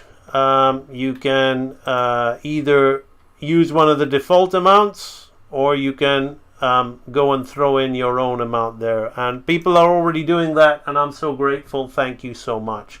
If you like AMB animation merchandise, I've got this character here, Gracie Goodbear, is designed specifically for that. It's so funny, like my daughter was saying to me, who would buy that? Who would buy a t-shirt of that? Like she doesn't understand. And I said, well, and I showed her how many people had bought it. So I was like, that's who. And then you've got the AMB, standard AMB logo. If Gracie Goodbear is a bit too much for you, you've got that. So those are ways to support me. Thank you very much. Now let's go back on to the see you later, Dylan. The lovely Hervonia Baker is online.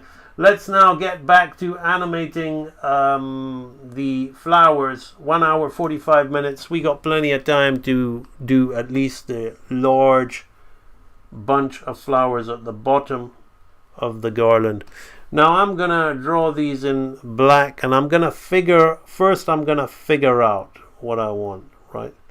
So I'm gonna do 1, 2, 3, 4, maybe like that, maybe 1, 2, right? Maybe I have this, put a bit of texture on it by squishing these two together, right? You want to think about the squish, right?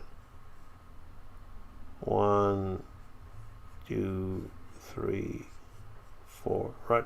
I'm just gonna do these two for now, right? And I'm gonna put another kind of shape inside there like that, right? So I'm just going to do these two for now, because I think looking at it, it's a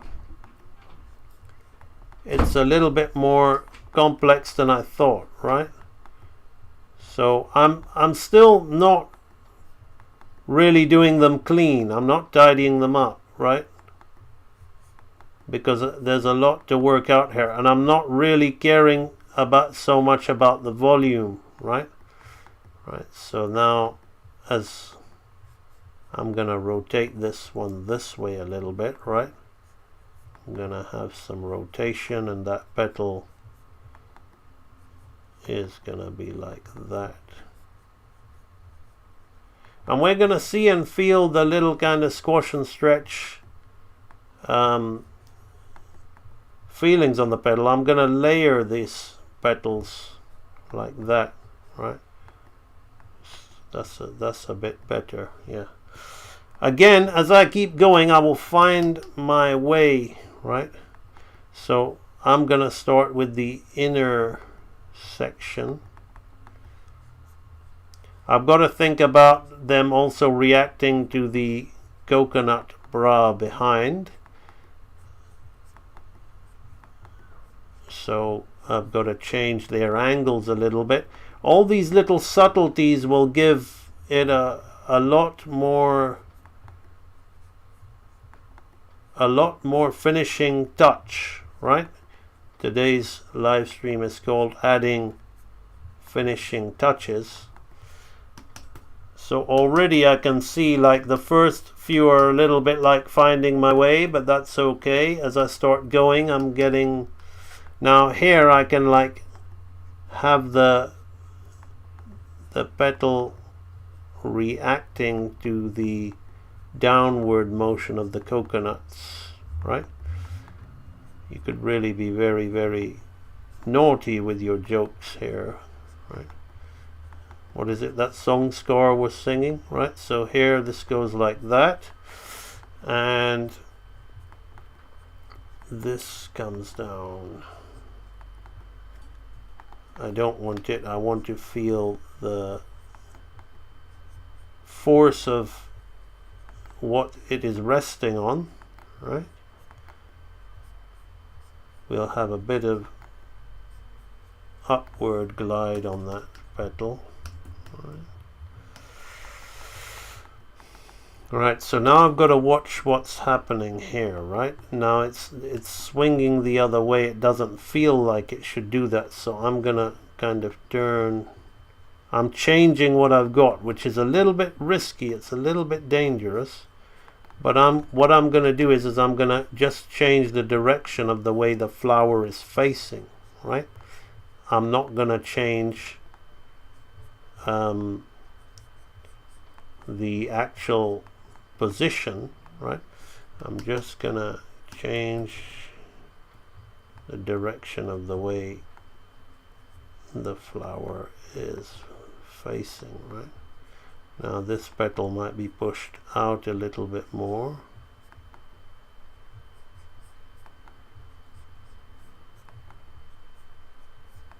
Like that. There's not much of a clean arc going on, right? Which I may have to tidy up a little bit off stream, right? As I start really thinking about the arcing, because I can see the arcing is doing this, which could be bad, right? So I'm pointing that out to you now to tell you what I'm seeing, right, as I'm going over this thing. But I'm not concerning myself with trying to get a good, clean arc at the moment, right? I'm concerning myself with getting the flower movement down, right? Making these flowers seem more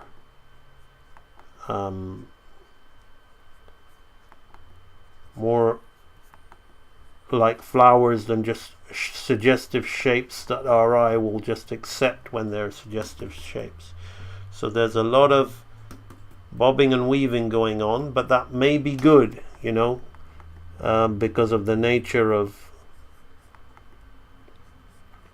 what it is. You don't sometimes, if you have the arc extremely clean for an organic thing like this, it can look like software digital cutout perfect stuff. So I will have to really review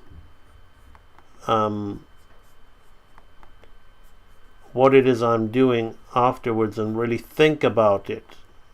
Like, my gut feeling is I'm going to have to clean that arc up, but then I also know the dangers of arcs being too clean and too perfect, right? That's when we get a very CG. So I'm drawing these petals in.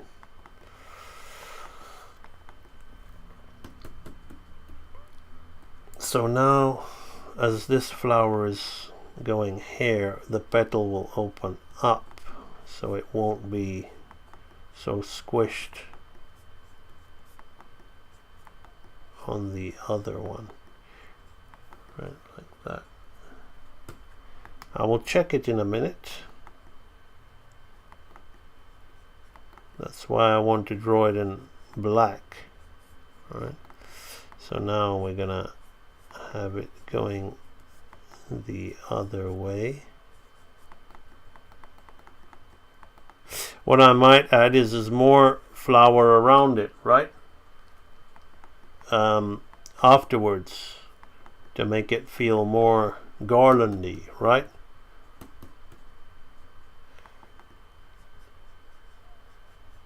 It's all about keeping the illusion. When you isolate them as these shapes,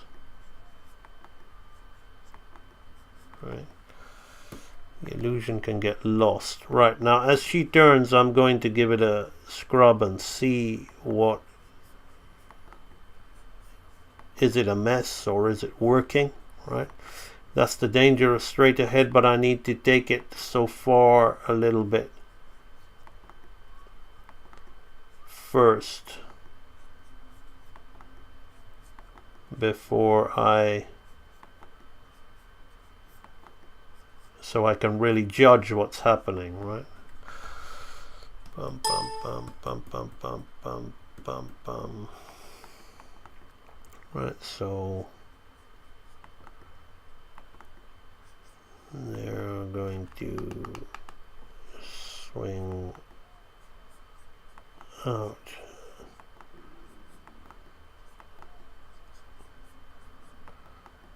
Like that.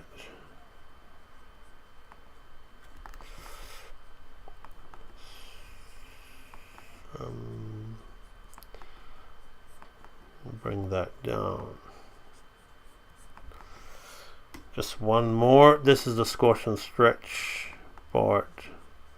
So I'm going to change the angles of the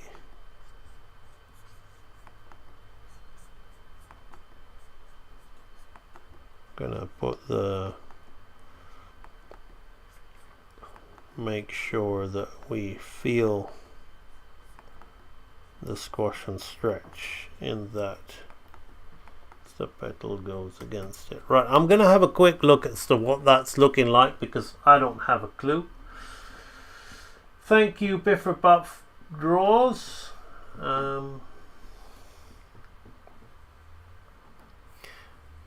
Yeah, I mean, it's looking pretty good. Yeah. It's when I start to look at the garland incomplete, but they're looking good right now. They really feel like flowers, right? When we look at them isolated, they don't really feel like flowers, but then you can see the illusion and how the brain makes the connection. You can tell that when you're scrubbing the animation purely for your own pleasure, then you know, okay, right, it works, right? Yeah, so let's continue with that.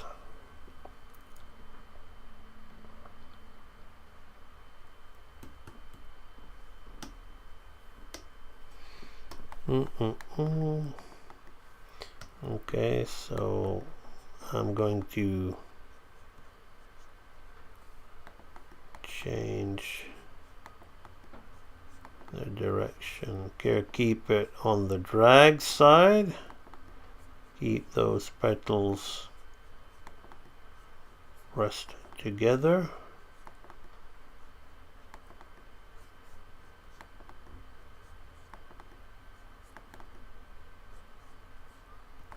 That. Now the squash and stretch is happening. So all those rules that I was showing you in that basics video, right? You can see how I'm applying them within these simple shapes, these hexagonal, squarish, blobbish, bouncing balls. That's what they are, right?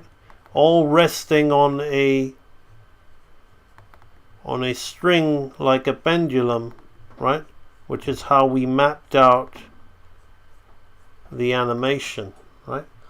That little bit of squash and stretch is gonna look great. Now we're gonna carry the weight of the flower up. So we're gonna retain that shape without much deformation, right?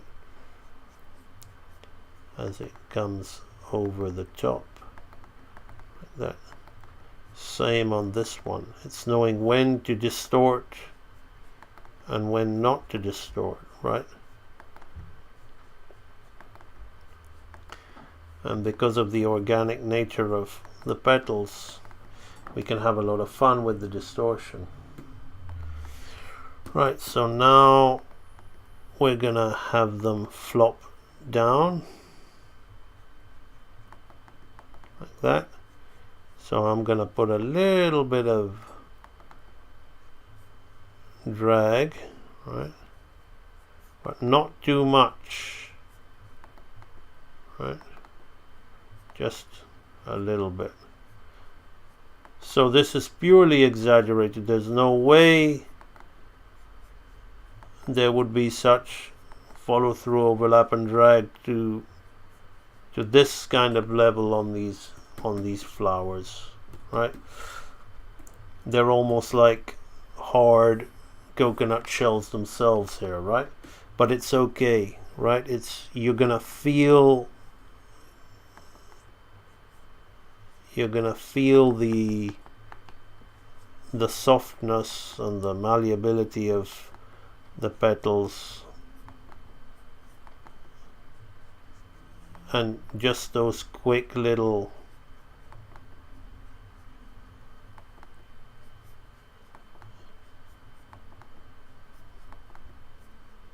shall we say, texture cheats are gonna feel great, right? Now we're gonna add some more drag in the petals. This is where we're gonna soften up the petals, right? Like this. It's gonna create some more drag like that. And go on this side.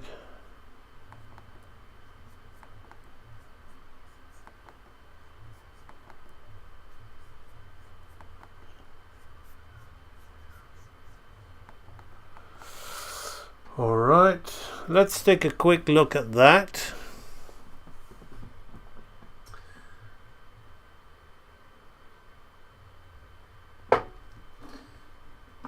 BC Wednesdale is on stream. Thank you, Pifferpup. Yep, we've got some nice action on the flower happening there, right? Going on there, looking very interesting indeed. The arc at the beginning is a little bit unclean, but we'll clean that up as we go along. Really enjoying that.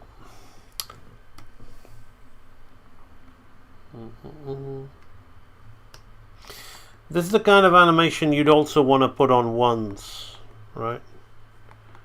Because you really feel the natural, to get the natural feeling of the movement, of the weight of the dancer to feel as good as it should be on ones, right? And of these petals look great, right? But however great they are a little bit too much, right? So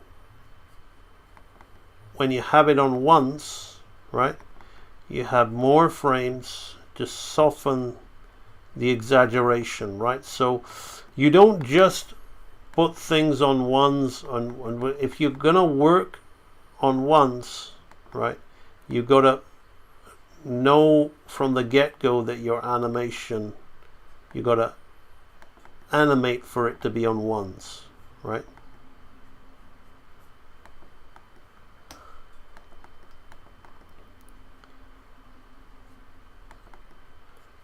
It'll work on twos, but it'll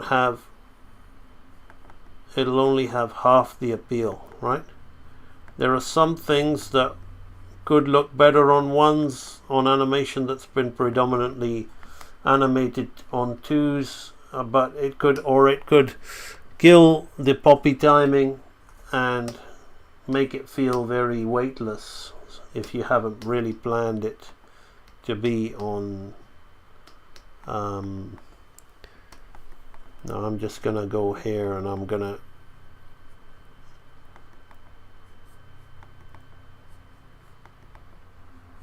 refer back to my first flower key, right?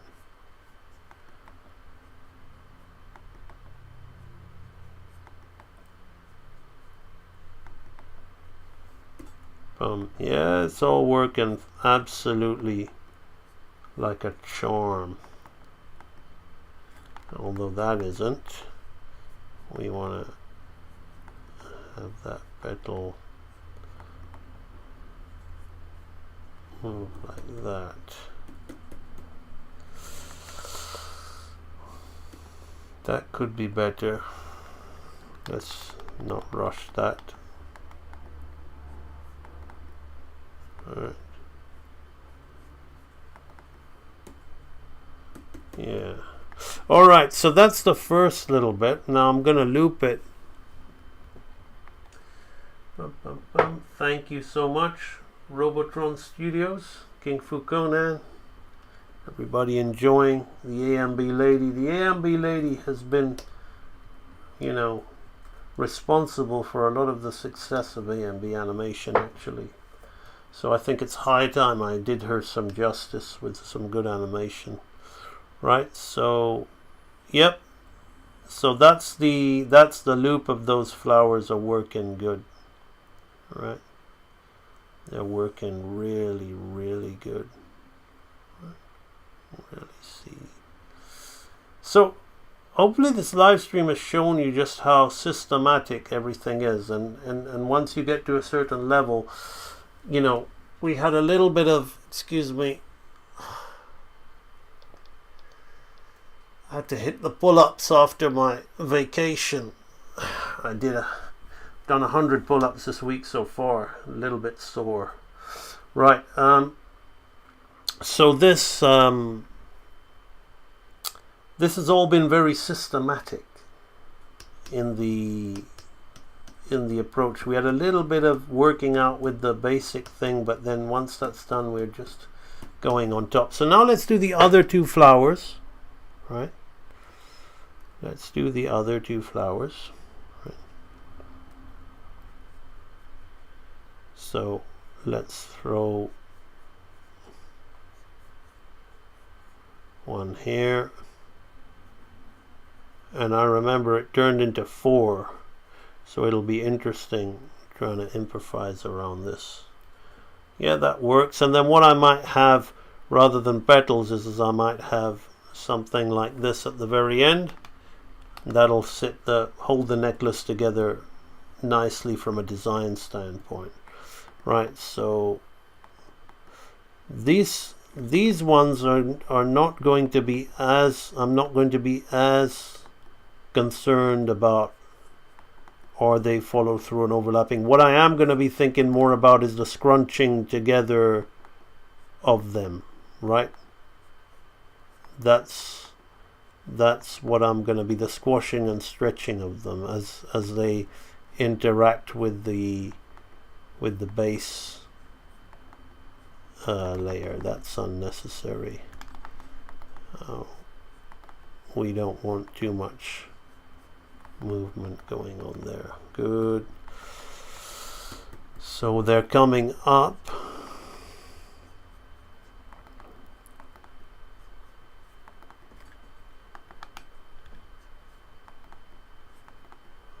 Like this.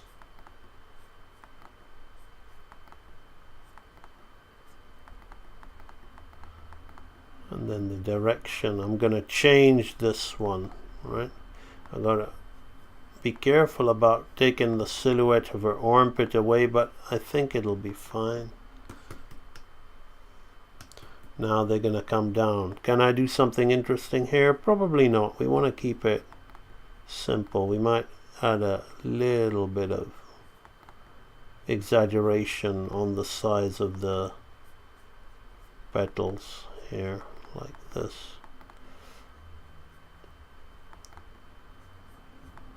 Just to feel the drag. As it's gonna be on ones, it won't matter, right? You see, I'm looking to have the budget, right, to have somebody cleaning in between my work all the time, right? So because I mean I've absolutely really enjoyed having life fantasy, right? Whether she enjoyed it's a different matter. But I've really enjoyed having life fantasy clean up my work. Partly because it gives me great pleasure to be able to give work to people who have signed up to my training program and become phenomenal artists in their own right, that I would hire them in a heartbeat, right? But also it's so nice having somebody who's really capable of doing the work getting the professionalism in the model, right? And part of this is very satisfying because part of my mission statement when I was starting AMB animation was to get to train through my online courses, to train independent animators who have never had any industry experience to be better than people in the animation industry, right? And to be of that professional level, right? Because I see a lot of talent and enthusiasm and passion from indie animators, but just, and this isn't an insult, it's not a bad word, people use it as an insult, but just ignorance or naivete in the execution. So I said, wouldn't it be great to give these people the tools so they can be the future of hand-drawn animation, right? And just seeing the work that Life Fantasy is doing, and the quality that she's given me, it's so satisfying, I tell you.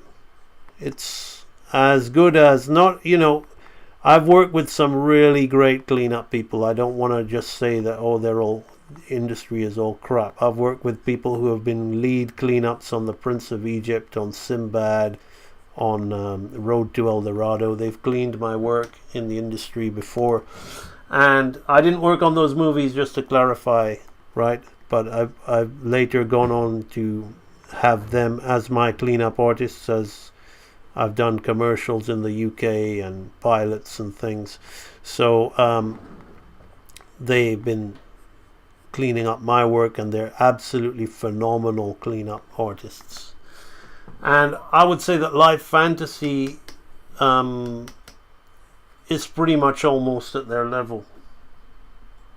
And she's a lot better than some of the other cleanup artists who I have worked with that simply couldn't really just to clean up, even with the I basically gave Life Fantasy a practically clean character. In fact, while I'm talking about this, I'm gonna open the scene and show it to you guys, because I think it's just important to show you can see just how good a job she's done.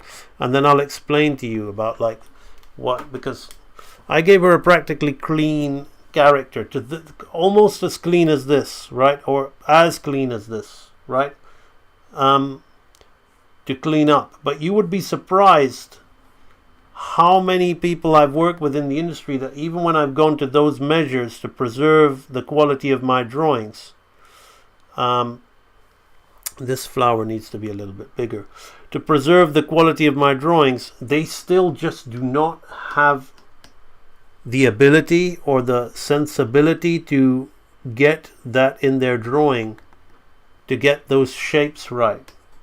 And they can't trace my line and maintain those professional curves and straight shapes, and it just looks bad. So I'm always telling Life Fantasy, look, I don't know what's going on through your mind while you're doing this. Maybe you're thinking you're just doing a tracing job, but I assure you you're not, because I really need somebody who can draw to the level that Life Fantasy can draw to clean up a character like this, because it's just going to look really bad. They're not going to do the curves and straights. They're not going to have any consistency with the shapes of the line, because however clean the rough looks, when you put a single black line on there, it becomes even more finer. And if the curve is wrong, if the angle of these little fur things are off, then the whole thing is gone, right? The quality is gone. So this was the animation that you saw earlier. It's all my animation, right? So this is practically every frame on 2s. But I gave Life Fantasy, I would say 80% of this animation to clean up, and I'm going to try out Kitchikat and Michael Davis Jr. on some other things. So while what I've done here looks practically clean, I'm telling you right now that there are people who I've worked with in the industry that I would think that it's a done deal. Just trace it. Just trace it. And you'll be able to, it'll be perfect. It'll look like my drawings. And when they've given it back to me, I'm like, my God, can't you do one blasted thing like that? Sir Ector out of Sword in the Stone. I'm like, why is my drawing looking so shit? And it's not the cleanup guy's fault, but they just don't have that sensibility because they haven't been trained in that Disney way of drawing, that curves against straights. So then I basically picked out these keys, and let's show you Life Fantasy's cleanup. Look at that. That is absolutely divine. Absolutely divine. And she has gone in there, she's found things that I missed in my drawings and gone in there and I'm like, oh yeah, right. She's like revised and all the subtleties. She's done something that I never even expected nor wanted. So that additional work, I'm sorry to say, Life Fantasy is probably going to not be in there. She's given him little whites in his eyes. Right? Let's look at what this Life Fantasy has done. She's given him little whites in his eyes. Right? Oh, and actually I might keep them. She's given them only in the points where he opens his eyes more, right? That wasn't even in my thing, right? Bloody hell, I'm just looking at how great this animation is when you just look at the facial stuff, right? Sometimes when you just look at the body, it's like you miss that. But just look at that. I can't tell you how immensely happy it is that somebody who has come off real animator training and worked with me, I can now, if I definitely, it wasn't, there you go, Life Fantasy, there you go, you see? That's the benefit of having somebody like you work, seriously, at some point, there are certain people that I would like to just have as permanent staff in A&B animation, because I just think, they're what I call super talents. And my mission was to not only train people to get to this level, was also to for A&B animation to be the new representative of the highest quality of hand-drawn animation. And which is why I would like to retain people like that, because she's absolutely up there as far as I'm concerned. She's Life Fantasy as an absolute star, right? Just awesome. And Kitchikat is still working on her training. She's a long way off, but she has that potential, in my opinion, right? If she does the right things and carries on going the way she's going, and she fights through those seemingly endless plateaus, right? I'm pretty sure she knows what I'm talking about, because at some point we're all going to go through them. And believe me, one of my plateaus, what I felt was a plateau, and that was probably my own mental barrier, lasted about 5 years, right? Where I just couldn't seem to get it, right? But then eventually you will break through those plateaus, and she also potentially has what it takes. And also I've noticed, I don't know if it's something, because Kitchikat messaged me saying Life Fantasy got in touch with her, so I may be wrong here, but I think that the two of them or kind of talking offline as well, or talking to each other, and that's also great because you are who you hang around with. So model yourself on the ideal you, and then find people who are where the ideal you is, and then befriend them and hang around with them, right? Because that's part of it. That's part of the secret sauce, you know. Because like when it can get, you know, I always say that when you're alone, you're never alone, because you really get to discover who you are and yourself. So, but there is that thing of having energy, like strong, positive, creative energy that is being shared from other people. And that's one of the benefits of real animator training that I've learned as I've come along the way is many times we try to stay humble as we're these educators, but inside we think, well, I'm the one doing the showing. But what happens is I've met so many of you, whether it's Dylan, Charlene, Anthony Doles, who doesn't, I don't know if he watches my stuff anymore, but I've met so many of you guys, Aaron OX, Doug Stoley, Ni Yao, the original, Pedro, Akao. I can just keep going on, and then there's more of you who I'm meeting every day who are discovering my channel, and I feed off you guys, right? You are giving me creative energy, right? So it's just so awesome, right? I really would not want to go back. There was a time when I would say I wish I was around when Milt Kahl was around and I was working on that stuff. But now my life just feels so damn good right now that I don't think I would want to go back to anywhere else. I think this is the best place to be for me. And just feeding off the creative energy of you guys is absolutely awesome, right?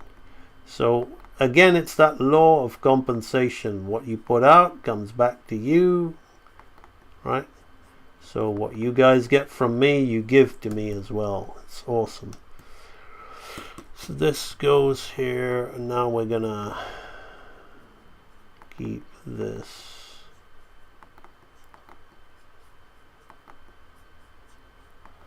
Even though her hand is covering it, I want to animate this thing as best as I can. So Kitchen Cat, I'm going to give you a few frames of that tiger as a short test. I'll say, well, maybe animate these few frames, and if you do a good job, I'll just pay you straight up for them. And then if there's more, I'll give you some more. And then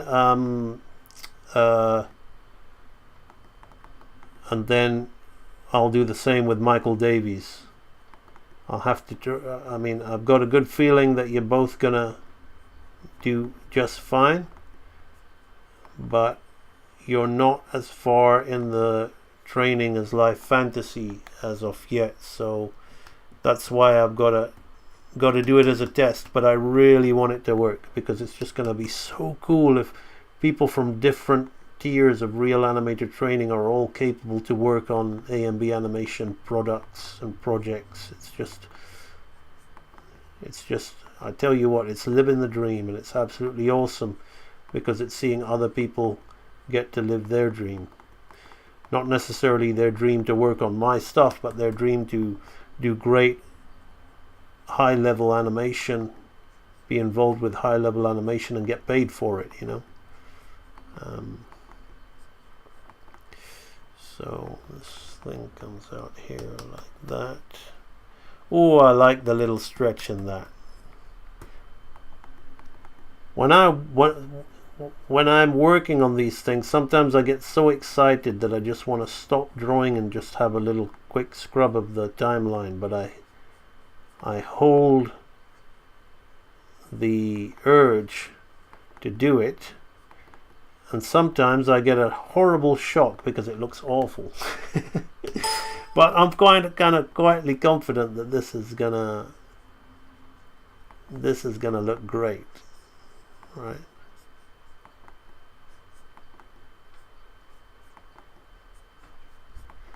So we're kind of dragging that along there. Their hand is like covering up these ones, but I want everything on this necklace to be right. And then I'm gonna what is it? I'm gonna do the other two flowers on the other side. That'll take me about 10-15 minutes, and then we're gonna call it a day, right? So let's put, I've got to think about getting it looping back in a minute. So let's just look at that. It looks like it'll work, but let's copy that. We're not there yet. We've got a few frames to go, but yeah, this is going to drop down.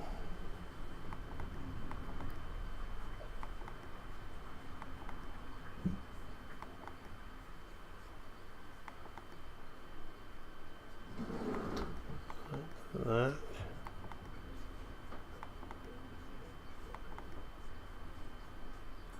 Yeah, and then now, yeah, that'll all be good. So I'm just gonna refer to these two to animate it back in the loop.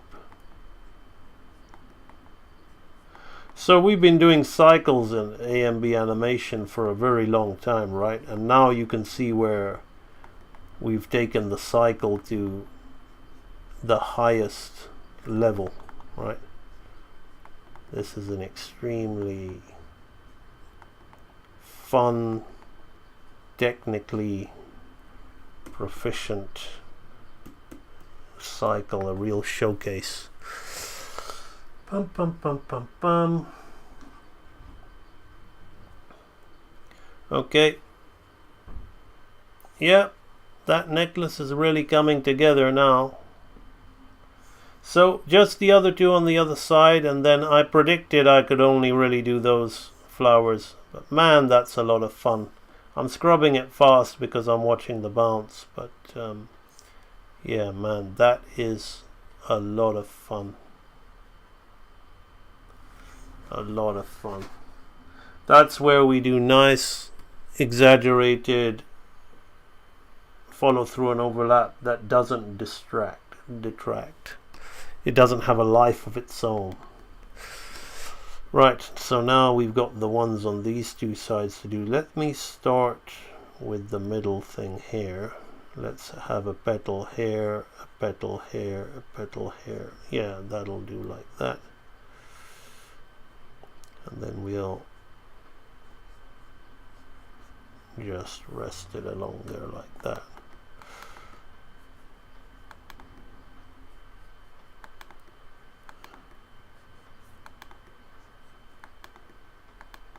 Okay. I have a bit of negative space in between that one.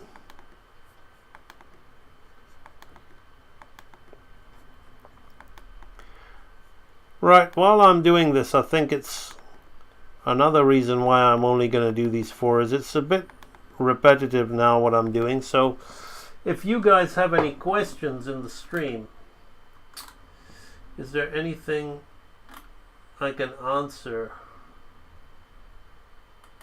Thank you, Cameron. You could watch the great one for an eternity.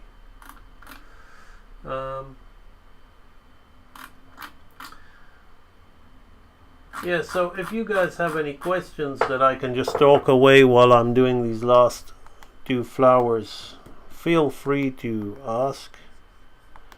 Right. Obviously the question has to be one where I can carry on drawing. I can't click on any links to talk about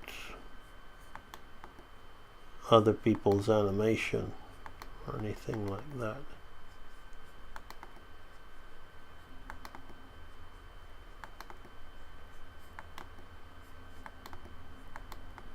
This. Here like this. Okay, so this is going to come down on itself now, and I'm going to turn it inwards. Let's have some fun. Let's turn that petal inwards.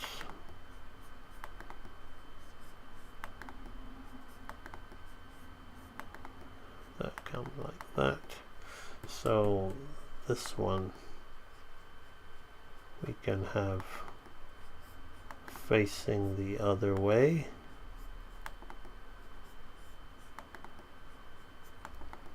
That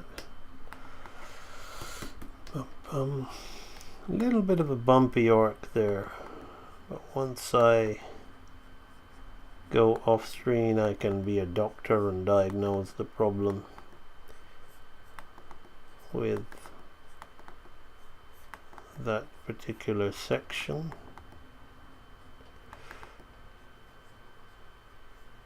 Got to remember I've turned it this way, so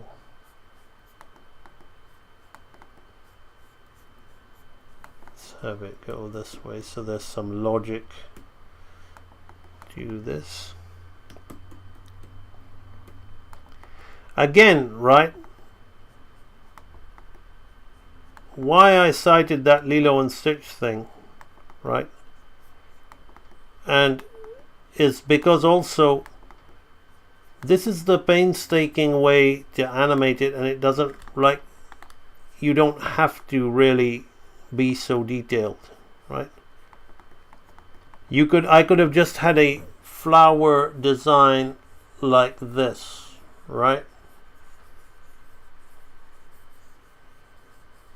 And colored it in, and it wouldn't really, people would have said, okay, there are flowers around her neck, who cares, right? And it, you know, that's the kind of mentality what goes into the Lilo and Stitch thing, even though they didn't even have a flower around the neck in that scene, I don't think, from what I remember. It just keeps it quick and simple, and it's knowing where to put your energy, right? Me, I'm developing my own project, which I'm not really sharing. Like some of you have seen the Groundhopper, but I've got another big project that's actually way more developed than the Groundhopper. Sounds weird because I've been working on the Groundhopper for years, but this one I've actually got the pilot script, the first 2 episodes written out, a full series Bible written with a concept. I'm creating the Bible artwork now. We even have a theme song composed and done for it, already recorded for it, and that stuff I'm doing kind of off screen. Somebody asked me about Little Red. Little Red was a kind of practice for that, because Little Red was the first project that I wanted to make using crowdfunding. It didn't really happen, so in a way I see that's a blessing, because it taught me a lot of things, but I'm a lot more interested in the project that I'm making now than Little Red. So I mean, if anybody wants to know about Little Red, basically the advertising for the crowdfunding still hasn't been recovered from the donations, so it's not gonna go ahead. So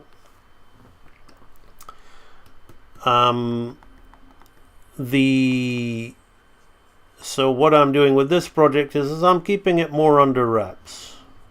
I'm not really revealing much about it. Now that project will not be animated to this level, because this level is showcase level for like seminar, right? I'm giving you like master classes on my YouTube channel. This is content created purely to show off about high level animation, right? And sometimes you can work on a very high level animated feature film, but you wouldn't be wanting to spend a lot of time with your budget and your animators doing a garland of necklaces with each individual flower. It's just not worth it, right? there's better things that energy could be put onto, right? But when you're teaching and you're working on animation exercises and skill, or just for me, as I said, it gives me immense pleasure to animate superior quality hula dancing animation to a multi-million-dollar Walt Disney animation feature, hand-drawn feature nonetheless, featuring some of the strongest animators out there. Not that they animated that scene, I'd be very shocked if they did. It gives me immense pleasure to do that live while talking to you.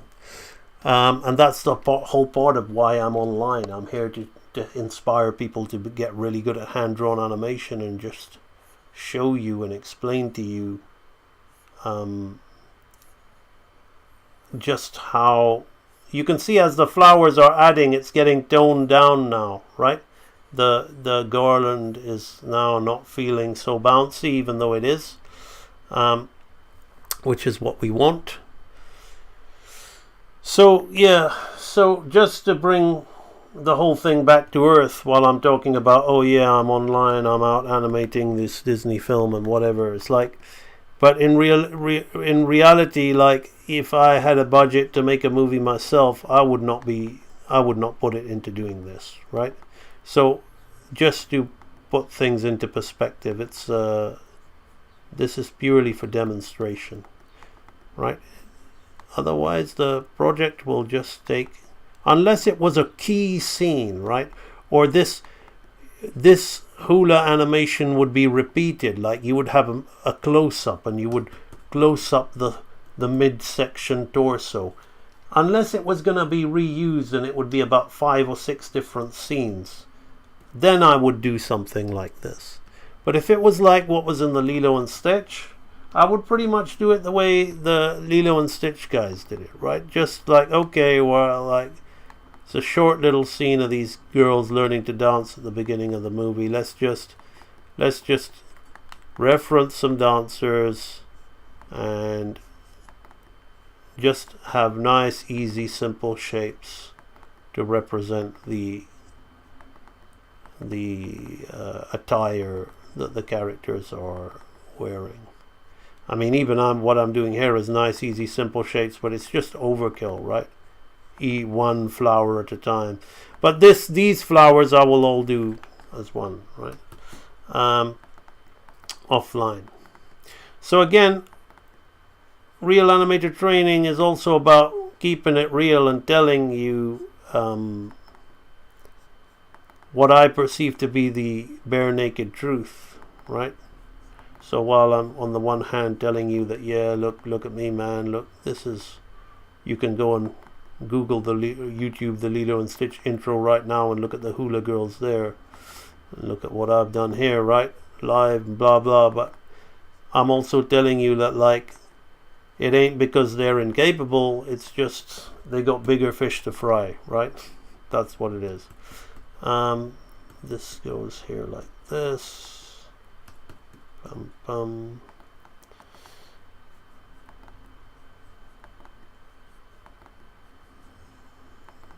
This comes here.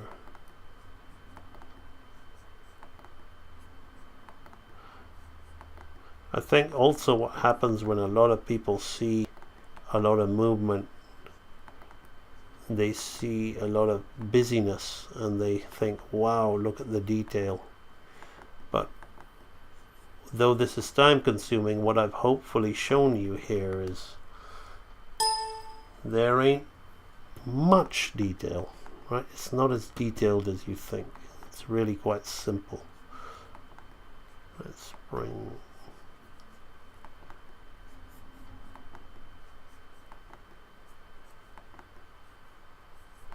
it's fun. I haven't live streamed and done a consistent piece of animation over the live streams for a while. I think the Tailspin was the last one we did where I had a running theme going on with my live streams because I'm so busy on my project, which I have to get back to. But another reason I'm doing this, and I'm doing it to this very high level, is as I'm doing my project, I'm not animating. I'm doing a lot of coloring and shadow of the characters and creating pages for a series Bible, which will potentially be a coffee table book for a crowdfunder, right? So I'm having to think about boring layout of things like that, and I've also got to work on some environment artwork, right? Which is I can do, but I'm not as it doesn't come as easily to me as character animation. So when you do that, you find use it or lose it. So if I don't keep my animation muscles flexed at the very highest level, I will rapidly lose the skill, right? And while many people may not notice the difference, I certainly will. Right. Already when I came back from my vacation, I was like, man, my drawings are misfiring. So doing these AMB hula girls was to get everything back. Any fun stories from my vacation? I'll tell you a really fun story. In England, which is, even though I live in NZ, I will always consider myself English, because that's where they always portray, and like even when I see these adverts for, you know, get rich quick schemes on YouTube, they show the laptop lifestyle, and I was thinking of making one of those ads myself as a parody when I was there, to be honest with you, where they're on the tropical beach and they're going, I'm barely doing any work. What is it, Tim Ferriss, the 4-hour work week and all this and that, right? And I'm living on the beach and I've got a cocktail in my hand and I'm just on a deck chair. I tell you, I actually became, I don't get physically sick. I never get ill. I don't get colds much, or whatever you want to call it. I've got the mental capacity to just meditate, and whatever it feels like, it goes away within a day or two. But I think I just had enough of loafing and lounging, because I can't swim, and my wife and daughter, they love the snorkeling, right? And I tried to do a bit of taekwondo on the beach and all that kind of stuff, martial arts and stuff. But I was there thinking, what on earth? How do people think this is a fun thing to aspire to lounge and laze around in a chair in the sun doing absolutely nothing? I got so tired of it after 5 days. 5 days is my max. We were gone for 8 days, right? I'm like, I cannot, like, I was like, I think I got a little bit ill, because I wanted to, I got my sketch pad out and I did some drawing, some hand-eye coordination drawings, but I wanted to be animating. I wanted to be doing what I normally always do. So the fun story of that, Dylan Draws, is like, I would never, like, if they say that that's the dream life, lounging on a beach with a cocktail, getting all red and burnt in the sun, believe me, you can have it, right? Not for me. Not for me. It was really nice to see be with my wife and daughter and watch them enjoying themselves, and I guess the takeaway for me was that is talking back about being an artist and being able to sustain yourself is I felt very at peace, very content that, like, here I am on this tropical island, literally I'm like letting my daughter just order whatever she wants off the tab and everything, and I'm just like, all of this. There was a time when my dad used to tell me, the day I make 50 English pence, which isn't even like £1, it's like 50 cents in English money, from my drawings, he would respect what I do. He'd think that it was, of course, then when I did that, when I made more than that, the stakes came higher. And like, so I'm like basically I was like sitting there at such peace thinking, look how happy my family is. Look how I can provide for them, and they're off to, I'm not going, they're going to Thailand next month and Vietnam. I'm not. I need to work. I said, I'm staying. They said 2 weeks. I can't do it. I've got to work, right? So it just makes me extremely content that my drawings, I'm literally animating a cartoon inspired character design of my wife dancing the hula, and this is sustaining my family. I would never want to go back to working in the industry. It's just so rewarding and satisfying that all my life I've wanted to be great at this, and now I'm at the level where I feel I've gone beyond the things that I would love to have worked on Lilo and Stitch. Now I feel, as I said, if I was to do that hula scene, it would be 10 times better. So I don't really feel the need to work on those projects anymore now.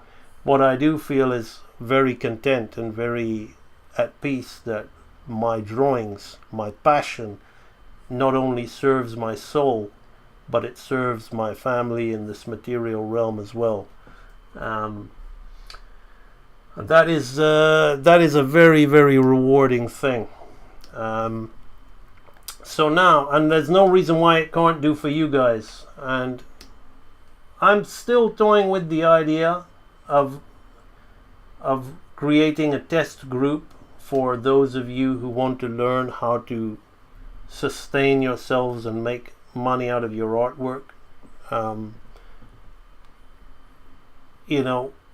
It's not just about how good you are at drawing and animation. There are so many unsung heroes, as I'm sure you well know, who are out there who are extremely high level, but they have forsaken their passion and their career because they just don't understand how to create a business out of it, right?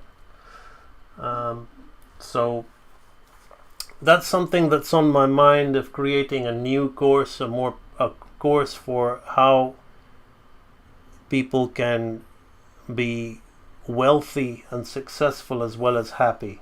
As they say, happiness, health, wealth, and success. Health is another thing that I'm extremely passionate about. I've been a martial arts trainer all my life, so all of this kind of full success mentality, success package, it's in the back of my mind. But at the moment, I'm focusing on my projects,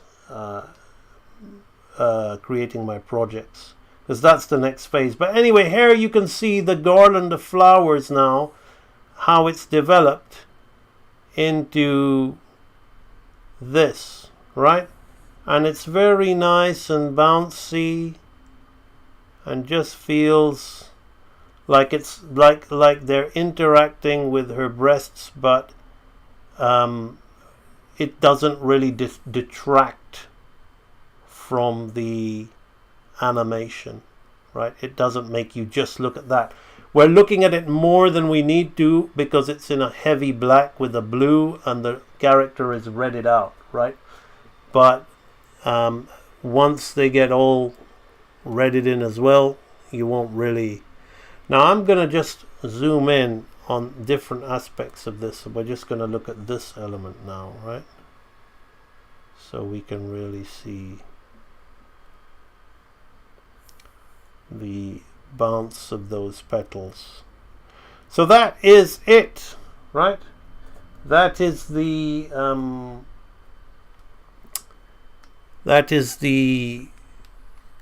pretty much all I'm gonna take it to. I'll do the other thing off stream, like have her flower. Man, she looks so good. It could just be that I based this character on my wife and I just love it, but I think she looks damn good, right? I don't know, I'm just biased, right? So I'm getting a bit tired, gonna get ready for bed. Farewell. Yeah, the stream's ended now. Anyway, perfect timing, Life Fantasy. So, I am now going to, before I end the stream, we've already told you about Real Animator Training Library, donations and all merchandise, so thank you for that, and thank you to those who donated on stream. Let's get the webcam on, let's change, and let's have a quick look at the comment section before we go. Any hidden question?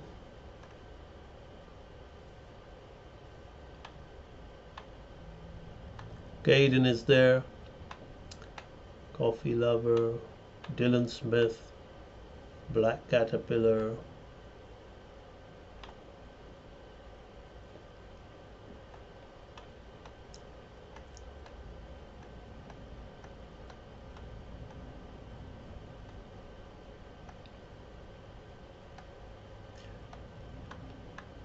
Just seeing if there's anything.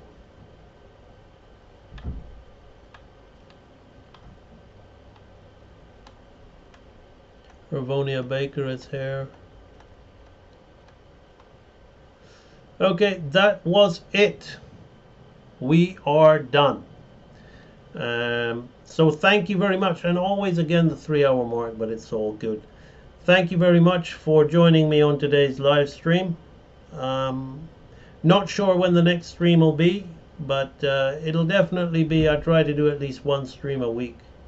So you've had a bit more this week as I've been sharing with you the process of the hula dance, but I think I will finish the rest of this off stream now.